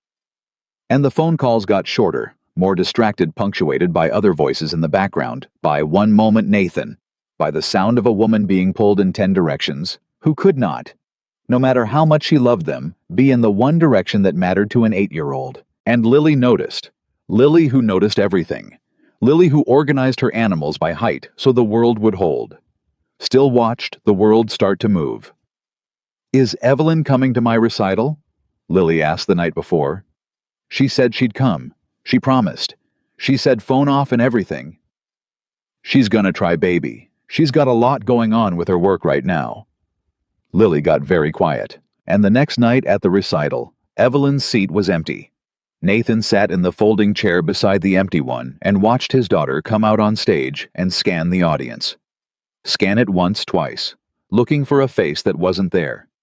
And he watched something in her small face close up, the exact thing he'd sworn would never close up again, and he wanted to burn the whole world down. Evelyn called that night wrecked. I couldn't. The board moved the vote. They did it deliberately. They knew I had somewhere to be. And they... Nathan, I'm so sorry. Was she? How was she? She was looking for you, Nathan said, and he kept his voice level because shouting wouldn't help, and because he was too tired to shout. The whole time she was on that stage, she was looking for you in the crowd. The silence on the line was total. And then, late that night, long after Evelyn's call after Lily had gone to bed without asking for a story for the first time in a year, Nathan checked on her the way he did every night, standing in her doorway, and found her awake, staring at the ceiling in the dark. Baby, he said softly. You okay? Lily didn't look at him. She kept staring at the ceiling. And when she finally spoke, her voice was small and flat, and it was the most frightened Nathan had ever been in his life. More frightened than any deployment, than any live fire exercise, than anything the Navy had ever thrown at him. Daddy, Lily said, is she going to leave like Mom did? Nathan stood in the doorway, and for the first time in his life as a father, the one job he'd never once failed at, the one thing he'd always known how to do. Nathan Cole did not have an answer. Nathan crossed the dark room and sat down on the edge of her bed. Come here, he said, and Lily sat up, and he pulled her into his chest, and he felt how small she still was. How much of her was still just a little girl, no matter how old her eyes got? "I asked you a question, Daddy." Her voice was muffled against his shirt. "You always answer my questions, even the hard ones. You said you'd always tell me the truth even when it's hard." She pulled back and looked at him. "So tell me the truth. Is she going to leave?" And Nathan understood that this was one of those moments that a child carries for the rest of her life, that whatever he said now, Lily would remember at 30, at 50, would replay in her own dark room someday. He could not lie to her. He'd built their whole life on not lying to her. But he could not promise her something that wasn't his to promise either, because a broken promise would be worse than any hard truth. "I'm going to tell you the truth," Nathan said. "The real one. Okay, even though it's complicated." Lily nodded. "I don't know," Nathan said. "That's the truth. I don't know if she's going to be able to stay the way we need her to. Her life is really, really big right now, and there are people trying to pull her away from us. And I don't know yet if she's strong enough to say no to them." He held her eyes. "But here's what I do know. And this is the important part, so I need you to really hear me. You ready?" "Ready. Whatever happens with Evelyn," Nathan said, "it will never ever be because of anything wrong with you. Do you understand me? When your mom left?" His voice caught, but he pushed through because she needed it more than she needed him to be composed. "When your mom left, that was never about you. Not for 1 second. You were 5 years old and perfect, and it was not your fault, and I need you to know that, because I don't think anybody ever told you that plain, and I should have told you 100 times. He wiped a tear off her cheek with his thumb. "People leave for their own broken reasons. It's never because the kid wasn't good enough. You are the best thing I have ever done. You hear me? The best thing. And anybody who can't stay for you is the one who's losing something, not you." Lily was crying now quietly the way she did everything, and she pressed back into his chest. "But I don't want her to be losing me," Lily whispered. "I don't want her to leave and lose me. I want her to stay and have me. Why does everybody just leave Daddy? Why can't somebody just stay?" And that question, that simple, devastating question from an 8-year-old in the dark, broke something open in Nathan Cole that had been sealed shut for 3 years. "I don't know, baby," he said, and now his own voice cracked all the way through. "I don't know why people leave, but I'll tell you what I'm going to do. I'm going to stay. I have always stayed, and I will always stay until I'm an old, old man and you're sick of me. That's a promise I can actually make because it's mine to make. Me, I'm not going anywhere, ever." "I know that, Daddy." She said it like it was obvious, like it was the one fixed star in her sky. "I've never worried about you." And somehow, that the total, unshakable faith in her voice, the fact that she had never once worried he would leave, undid him completely, and he held his daughter in the dark and let himself cry silently so she wouldn't hear, and Lily fell asleep in his arms mid-sentence, the way she used to when she was small. He laid her down, pulled up the blanket, looked at the shelf of animals tallest to shortest, every one in its place. And then Nathan Cole went into the kitchen, and he called Evelyn Hartwell, and it was 2 a.m, and she answered on the first ring, because of course she did, and he said the hardest thing he had ever said in his life. "We have to stop," Nathan said. The silence on the other end was so complete he could hear his own heartbeat. "Nathan, listen to me. Please. Just let me get through it, because if I stop, I won't be able to start again." He gripped the edge of the counter. "My daughter is lying in her bed tonight asking me if you're going to leave like her mother did. She's 8, Evelyn. She's 8 years old, and she's already learned that the people you love disappear when their lives get big. And I swore that she'd never learn that lesson twice. And I'm watching it happen. I'm watching her sit on a stage, looking for your face in a crowd, and not finding it. And I'm watching something close up in her that took me 3 years to open, and I won't. I will not stand here and watch it happen in slow motion, because 2 grown-ups couldn't bear to end something that was already ending. It's not ending." Evelyn's voice was raw. "Nathan, it's not the board vote is next week. Once it's over, There's always a next week." Nathan closed his eyes. "That's the whole thing. Don't you see it? There's always one more vote, one more crisis, one more Singapore. I told you this at the very beginning. The life gets bigger, one emergency at a time, and nobody chooses it. And one day the phone rings during her birthday, and you take the call because 10,000 jobs depend on it. And that's not a villain's choice, Evelyn. That's just, that's just what your life is. And I love you too much to make you keep failing at something that isn't your fault. And I love her too much to keep letting her get hurt by it. He heard her crying now silently, the way Lily cried, the way he'd just cried, and it nearly killed him. So, this is you holding the door open? Evelyn said, her voice shaking. One more time.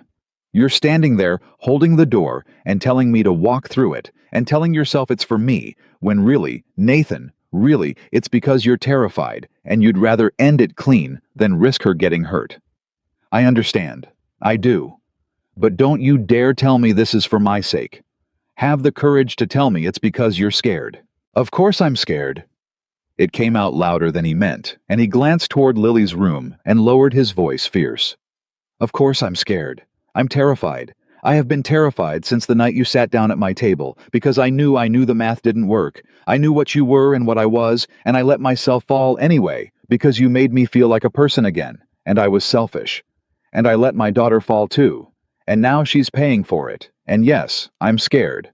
I'm so scared I can't breathe. But being scared doesn't make me wrong. Both things can be true. I can be scared and right. And I'm telling you, as the person who knows that little girl better than anyone on this earth, she cannot survive another slow goodbye. So if it's going to end, let it end now, cleanly, before she gives you the last piece of her heart. That's the kindest thing left. That's the only kind thing left. There was a long, long silence. Is that really what you want? Evelyn asked, and her voice had changed, the wildness gone out of it, something quiet and terrible in its place. For me to go. Truly. If I hang up this phone and you never hear from me again, and Lily grows up and forgets me, and I go back to my office and my board and my $9 billion and my empty penthouse, is that the outcome you want? Answer me honestly, Nathan.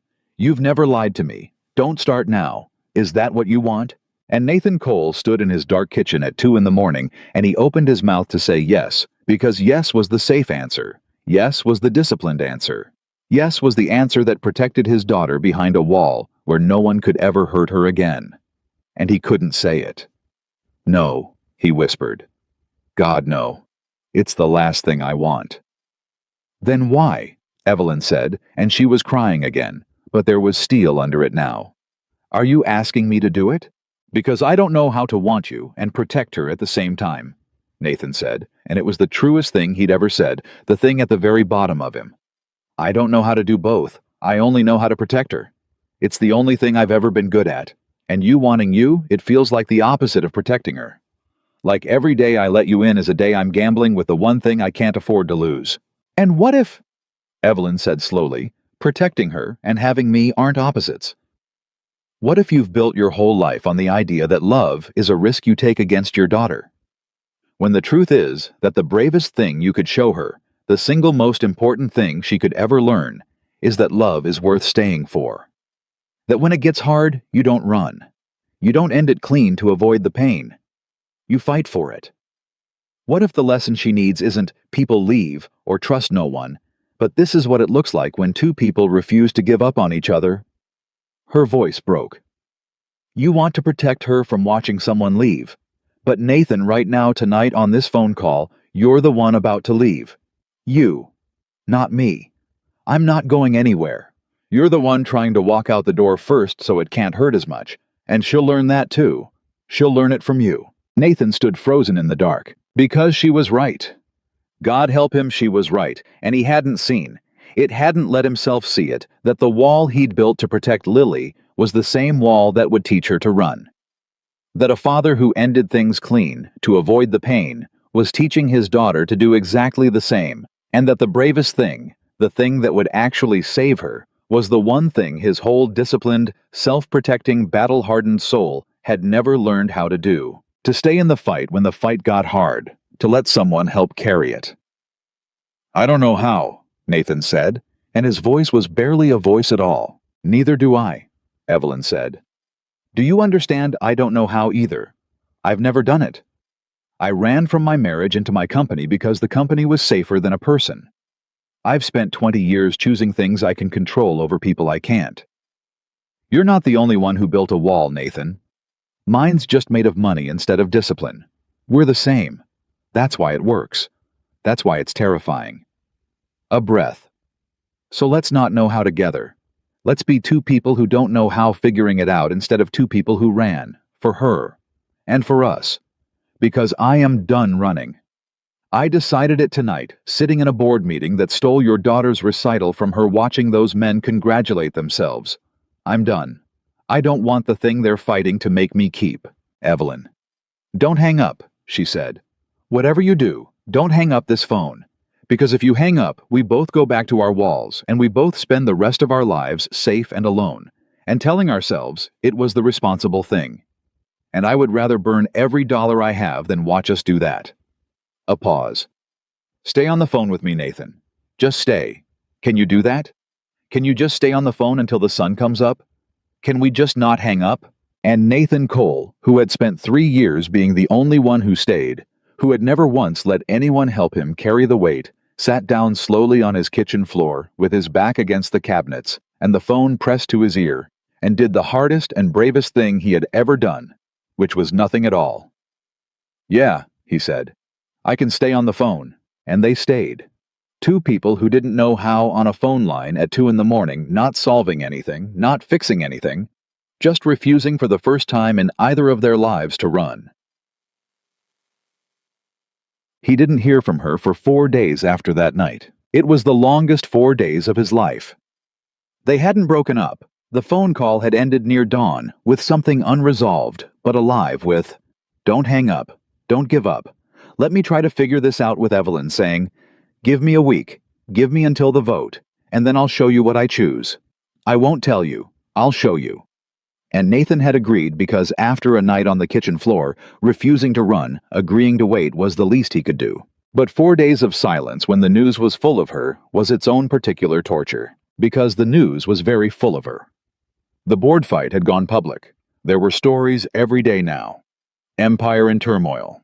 Board moves against founder. Is she losing her grip? Financial analysts on television speculating about her focus, her judgment, her recent personal distractions. And every time they said personal distractions, Nathan knew they meant him, meant Lily, meant a soccer sideline, and a bounce house, and he wanted to put his fist through the screen. Daniel came over on the third night with a six-pack and sat with him in the garage. "You could call her," Daniel said. "She said give her a week. She said she'd show me, not tell me." Nathan turned a beer in his hands without drinking it. "So I'm giving her the week. It's the one thing she asked me for. In all these months, she never once asked me for anything. This is the first thing. I'm not going to fail it. And if the week ends and she chooses the company?" Nathan was quiet for a moment. "Then she chooses the company," he said. "And I'll have learned something I didn't want to learn. And Lily and I will be okay, because we were okay before, and we'll be okay after. But," he set the beer down, "I don't think she's going to choose the company, Danny. And that scares me almost more than if she did. Because if she gives it all up, $9 billion, 20 years, the whole thing, if she gives it up for us, then it's real and it's on me and Lily to be worth it forever. And that's," he shook his head. "How do you be worth that? How does anybody be worth somebody burning down their whole life?" "Maybe that's the wrong way to think about it," Daniel said. "Maybe she's not burning it down for you. Maybe she's putting out a fire she should have put out years ago and you just gave her the reason to finally do it." He clapped Nathan on the shoulder. "You keep thinking you're a debt she's paying. You ever think maybe you're the first thing in 20 years that made her want to stop paying everybody else?" Nathan didn't have an answer for that.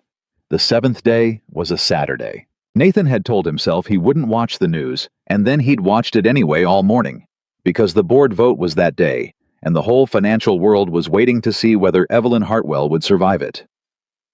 By noon, there was nothing. By 2, still nothing, just analysts speculating cameras outside a building, the machinery of a story with no ending yet. At 3 o'clock, Lily, who had been subdued all week, who hadn't asked about Evelyn once, which was worse than if she'd asked, constantly came into the living room and stood in front of the television. "Is that where Evelyn works?" she asked, looking at the building on the screen. "Yeah, baby, that's it." "Is she in trouble?" Nathan turned off the TV. "Some grown-ups are trying to take her company away from her. Today's the day they find out if they can. Lily absorbed this.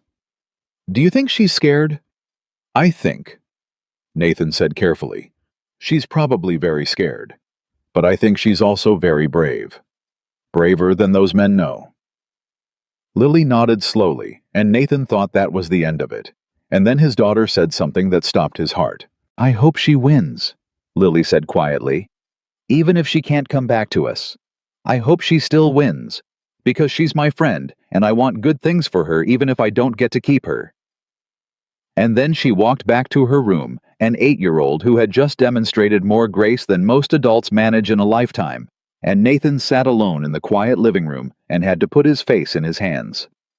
At 4 o'clock the doorbell rang. Nathan almost didn't answer it. He'd been dodging reporters all week, but through the window he didn't see a camera. He saw an SUV in the driveway, the one she drove herself, and he crossed the room and opened the door, and there stood Evelyn Hartwell. She looked exhausted. She looked like she'd aged a year in a week. But she was standing on his doorstep in the late afternoon light, and she was smiling a small, wrecked, real smile, and in her hand she was holding a manila folder. You didn't call, Nathan said stupidly because his brain had gone blank at the sight of her. You told me to show you, not tell you. She held up the folder. So I came to show you. The vote the board what happened, did you? May I come in? She asked. It's a long story, and I'd rather tell it sitting down, and I'd very much like to tell part of it to Lily if that's all right. If she'll see me. Her voice caught on the if she'll see me, and Nathan understood how frightened she was, this woman, who was never frightened standing on his doorstep, not knowing if the little girl inside would still open her arms. Lily, Nathan called, not taking his eyes off Evelyn. Baby, come here. There's someone at the door. He heard the bedroom door and then footsteps, and then Lily appeared in the hallway, and she saw who it was. And for one terrible second she just stood there, frozen. Her small face working through something enormous. And then Lily ran flat out full speed across the living room and threw herself at Evelyn. And Evelyn. Hartwell dropped the manila folder on the doorstep and caught her. Went down on her knees, right there in the doorway, and caught the little girl and held on. And Lily was crying and saying, You came back. You came back. Everybody said you might not come back, but you came back. And Evelyn was holding her and saying, I came back. I'm here. I came back. I'm so sorry I missed your recital. I'm so sorry. And Nathan stood there in his own doorway, watching the two of them, and could not have spoken if his life depended on it. When they finally came apart, Evelyn's face was wet and her careful composure was gone completely. And she'd never once in all these months looked more like a person and less like a CEO. I have to talk to your dad about something important, she told Lily, wiping her eyes. Grown-up boring things. But then if it's okay with him, I would very much like to stay for dinner. And I would like you to teach me one more time the correct theory of height. Because I've been thinking about it all week, and I still don't fully understand about necks. Necks aren't height, Lily said immediately through her tears, delighted to have her student back. It's the legs, I keep telling you. The legs, Evelyn repeated solemnly. I'll get it eventually. You're a patient teacher. Lily beamed, and at Nathan's gentle nudge went to go set out plates for a dinner that wasn't cooked yet, buzzing with a joy that filled the whole house, and Nathan and Evelyn were left standing in the doorway, with the manila folder on the ground between them. Nathan bent and picked it up. What is this? He asked. Open it. He opened it. Inside were documents, dense legal official looking, and it took him a moment to parse what he was reading, and when he did, he looked up at her, unable to speak. You didn't, he said. I did. Evelyn, this is... He looked back down at the papers, at the words that were rearranging his entire understanding of the last week. Tell me what this is. In plain English, tell me what you did. And Evelyn Hartwell, standing in the doorway of a small house belonging to a Navy man who made $41,000 a year, took a breath and told him. I resigned, Evelyn said. Nathan stared at her. You what? This morning, before the vote, I walked into that boardroom, the one full of men who'd spent a week trying to prove I'd lost my focus, and I stood at the head of the table and I told them they were right. Her voice was steady now, steadier than he'd ever heard it. I told them I had in fact lost my focus. That for 20 years my focus had been on the wrong thing entirely. And then I handed them my resignation, effective immediately, and I named my own successor before they could name theirs, and I walked out of that building for the last time as a private citizen. She nodded at the folder in his hands. That's the paperwork. It's done, Nathan. It's already done. There's no vote to wait for. There's no next week. I ended it myself on my own terms before they could take it from me. Nathan looked down at the papers, then back at her, and his mind was racing to catch up to what she was telling him. Evelyn, that company was your whole life. 20 years. You built it from nothing. You can't just... I didn't just... She stepped closer into the doorway, lowering her voice so Lily wouldn't hear from the kitchen. I want you to understand something because I know you and I know that right this second you're doing the math. You're calculating how much I gave up, and you're terrified that you and Lily could never be worth it, and you're about to start building a wall out of guilt.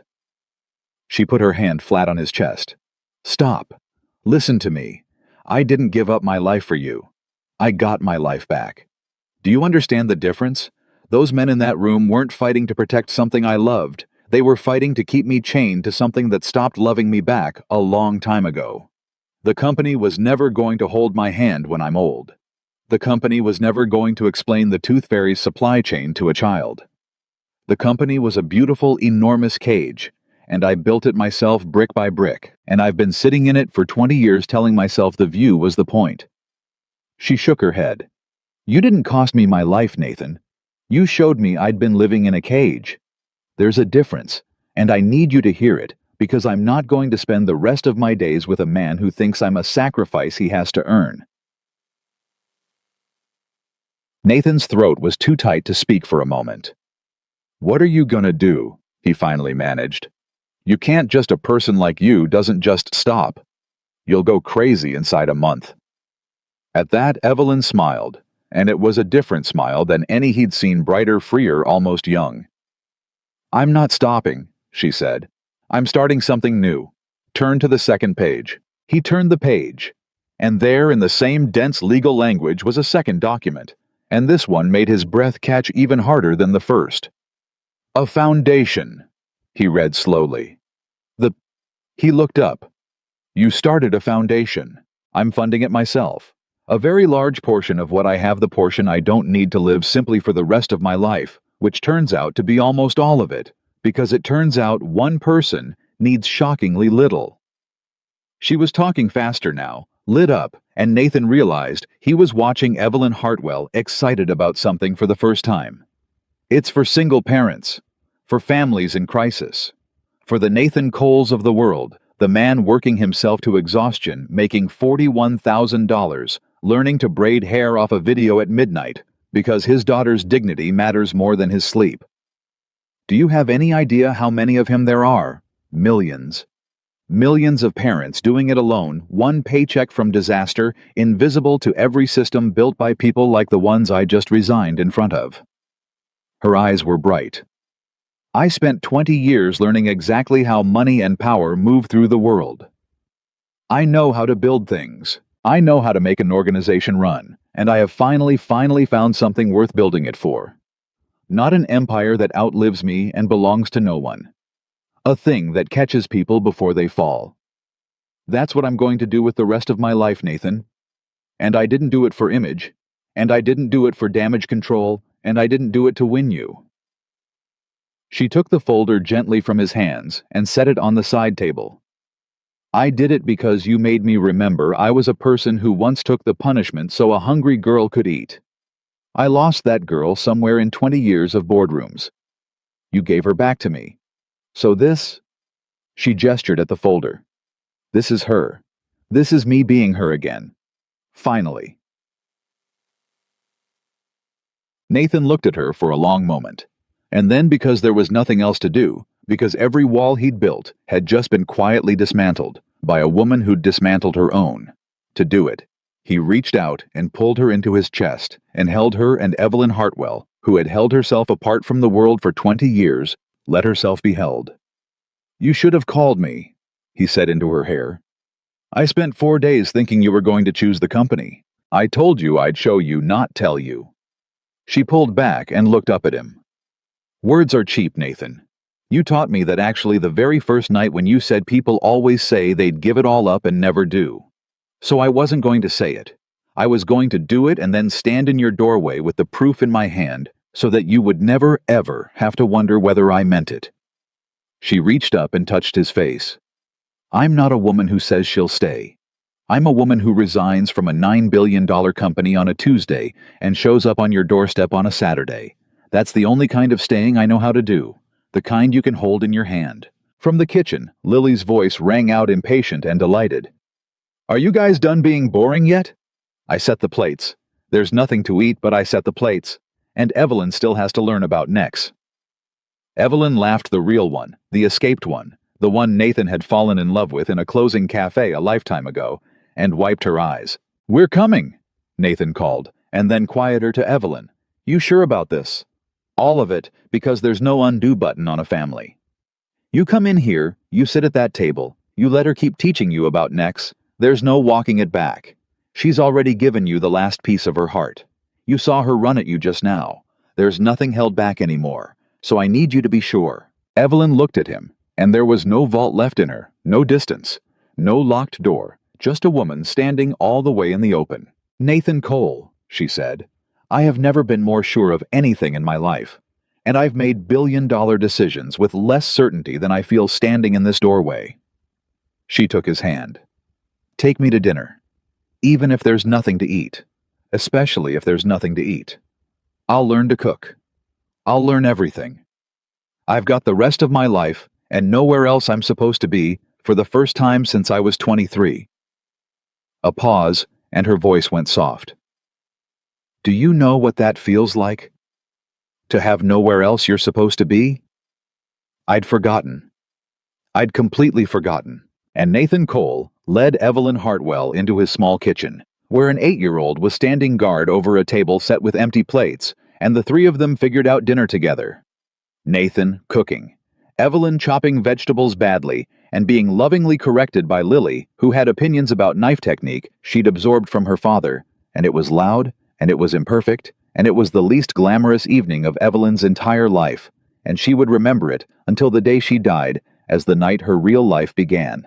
Tishbuo said. The storm didn't end overnight. Storms never do. The news, having built Evelyn up as a titan, took its turn tearing at her fall. Billionaire walks away, madness or masterstroke.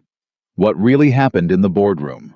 For a few weeks, the photographers lingered hungry for the next chapter, and Nathan learned to walk Lily to the bus with his body between her and the lenses, and he learned to say no comment without heat. And slowly, when they realized that the great scandal had resolved itself into the profoundly boring image of a former CEO learning to make spaghetti in a small kitchen, the cameras drifted away to find a fresher wound, because there was no scandal left to feed on. That was the thing the tabloids couldn't metabolize. They'd wanted a story about a gold-digging Navy man and a CEO losing her mind, and what they got instead was a woman quietly starting a foundation and coming to soccer practice, a man who refused every interview and every payday they dangled, and a little girl who organized her animals by height. There was no villain. There was no fall. There was just a family forming in real time out of two people who had spent their whole lives certain that families like this one were for other people. The foundation launched 3 months later. Evelyn insisted on doing it without fanfare, which drove her new team crazy. They wanted a gala, a red carpet, a spectacle. She wanted a Tuesday. She wanted to open the doors and start helping people and let the work speak. The first family they helped was a single father of 2 who was about to lose his apartment. Evelyn drove to meet him herself. No assistant, no press, and sat at his kitchen table the way Nathan had once sat at a cafe table, and listened to him the way she'd learned to listen, and then quietly made his crisis disappear. She came home that night and cried, and when Nathan asked why, she said, "Because I spent 20 years feeling important, and I never once felt useful. And today I felt useful. And it turns out useful is the thing I was starving for the entire time." She and Nathan didn't rush. That surprised people, the ones who assumed a billionaire and a Navy man would move fast, would marry in a flash, would merge their impossible worlds overnight. They didn't. Evelyn kept her own place. At first a modest one, smaller than anything she'd lived in since her 20s, and she came to dinner most nights and to every soccer game and every recital phone off present entirely. She learned Lily's whole world, her friends, her fears, the exact way she liked her sandwiches cut. She learned that the tooth on the other side had come loose and required a whole new logistics briefing. She learned to braid hair taught by Nathan, who was by now genuinely excellent at it. And the first time Evelyn managed a passable French braid on Lily's head before school, she photographed it from 4 angles like it was a merger she'd closed. And Nathan slowly learned the thing he'd never learned in the Navy, the thing his whole disciplined life had armored him against. He learned to let someone help him carry it. It came hard. The first time Evelyn quietly paid for a car repair he'd been dreading, he nearly gave it back. The old pride flaring up the terror of being a man who took charity from a rich woman. And Evelyn, who understood him better than anyone alive by now, didn't argue. She just said, "Nathan, when Lily fell off her bike last month and skinned her knee and you cleaned it and bandaged it, did she owe you for that? Did you keep a ledger?" "Course not, she's my kid. And when your mother watches Lily on Tuesdays, does she bill you? That's different, that's family." "Yes," Evelyn said. "It is. That's exactly my point."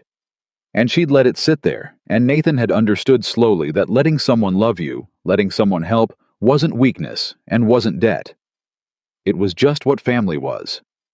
It was the thing he'd been giving Lily her whole life, and never once let himself receive. And learning to receive it at 34, from a woman who'd had to give up $9 billion to learn how to give it, that was the hardest battle Nathan Cole ever fought. And the one he was proudest of winning. "You know what I figured out?" He told Daniel one night a year on the 2 of them in the garage the way they always ended up. "The Navy taught me how to endure anything.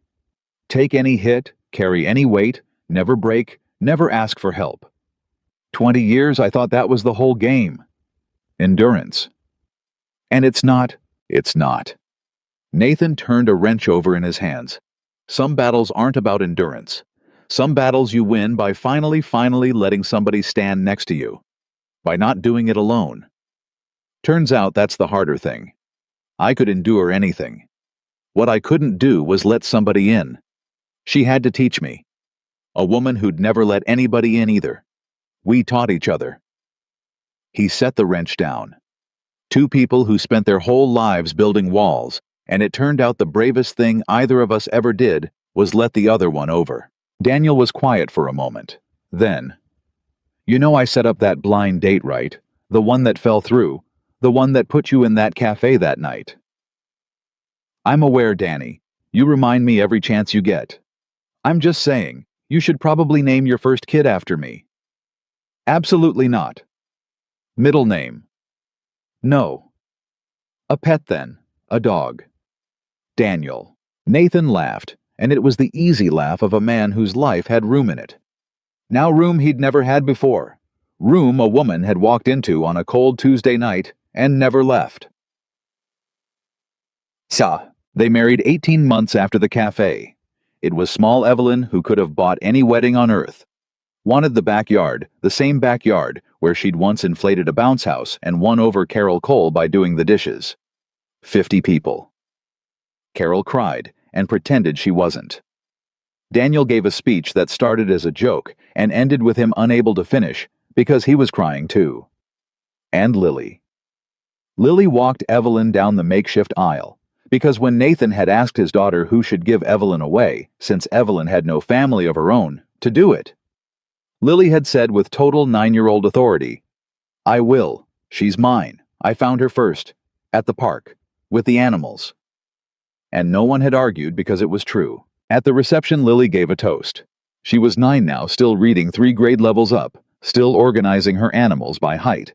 And she stood on a chair so people could see her and held a glass of sparkling apple juice and said, "I used to be scared that Evelyn would leave, like my other mom did." The backyard went very quiet. I asked my dad one time if she was going to leave, and he said he didn't know, and that was the scariest night ever. She looked at Evelyn. But then she came back. Everybody said she might not, but she did.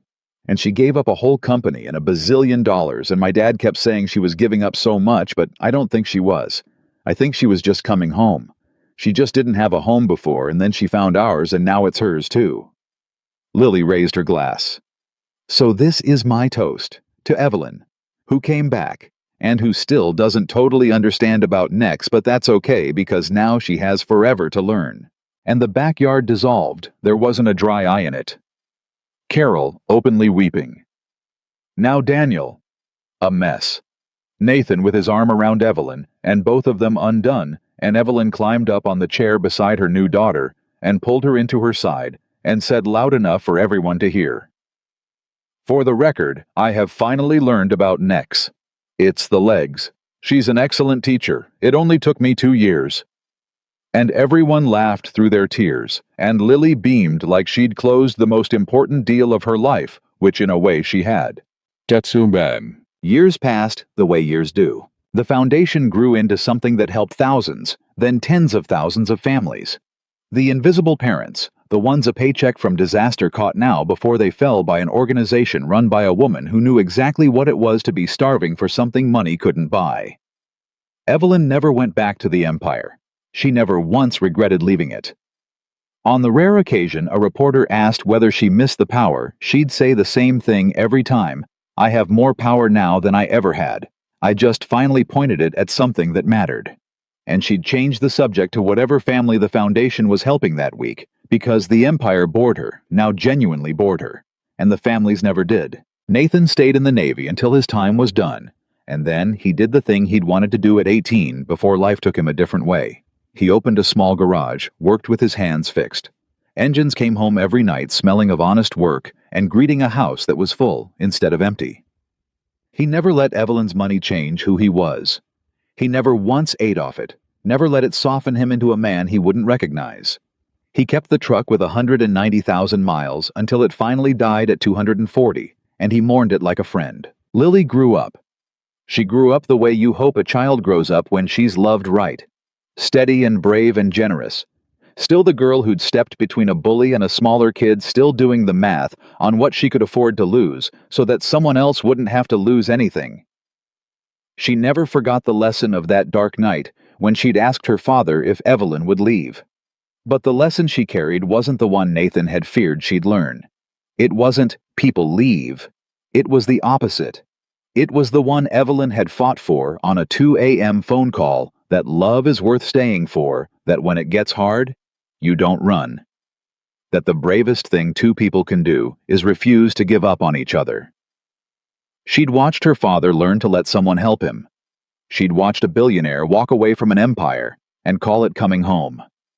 She grew up knowing in her bones what it looks like when people choose each other, not once in a grand gesture, but daily, in 10,000 small, unglamorous acts of showing up. And when Lily was grown and someone asked her once what her family was like, she thought about it with the same seriousness she'd once brought to the theory of height.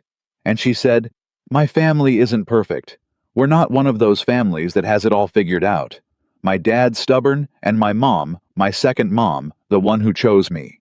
She still works too much. We have to drag her away from the foundation sometimes. We fight. We mess up. But we show up. Every single day, no matter what, everybody shows up. That's the whole thing. That's what makes us a family. Not that we're perfect, that we're present." Nathan Cole lived a long life, and it was full, and it was loud, and it was the exact opposite of the quiet, dutiful, lonely survival he'd resigned himself to on a cold Tuesday night in a closing cafe. He grew old, and his hand was held when he was old exactly the way Evelyn had promised him it would be in that very first conversation, when she'd told a stranger there wasn't enough money in the world to buy what he had. She'd been right. There wasn't. And in the end, she hadn't tried to buy it. She'd given up everything she had to simply be worthy of it, and then she'd spent the rest of her life earning it day after ordinary day. But that was all still ahead of them. On the night it all began to become real, the night Evelyn stood in his doorway with a manila folder and a resignation and a foundation, and her whole heart in her hands, Nathan Cole sat down at his small kitchen table between the two people he loved most in the world, in a house that was warm and loud and full, and looked at the empty plates his daughter had so proudly set, and the woman who'd given up an empire to fill the chair across from him. and he understood all at once the thing he'd been missing for 3 long, lonely years. He wasn't eating alone.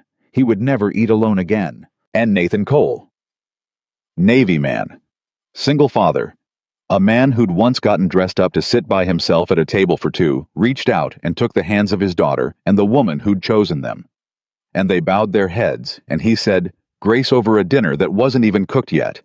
And his voice did not shake, because for the first time in his entire life, he was exactly where he was supposed to be, with exactly the people he was supposed to be with. And nothing in the world was ever going to make him lonely again. The table was full. The family was real. And that was the truth that no headline could touch, no board could vote on, and no amount of money could ever have bought. They had built it themselves, brick by brick, day by day, showing up. And it would never disappear.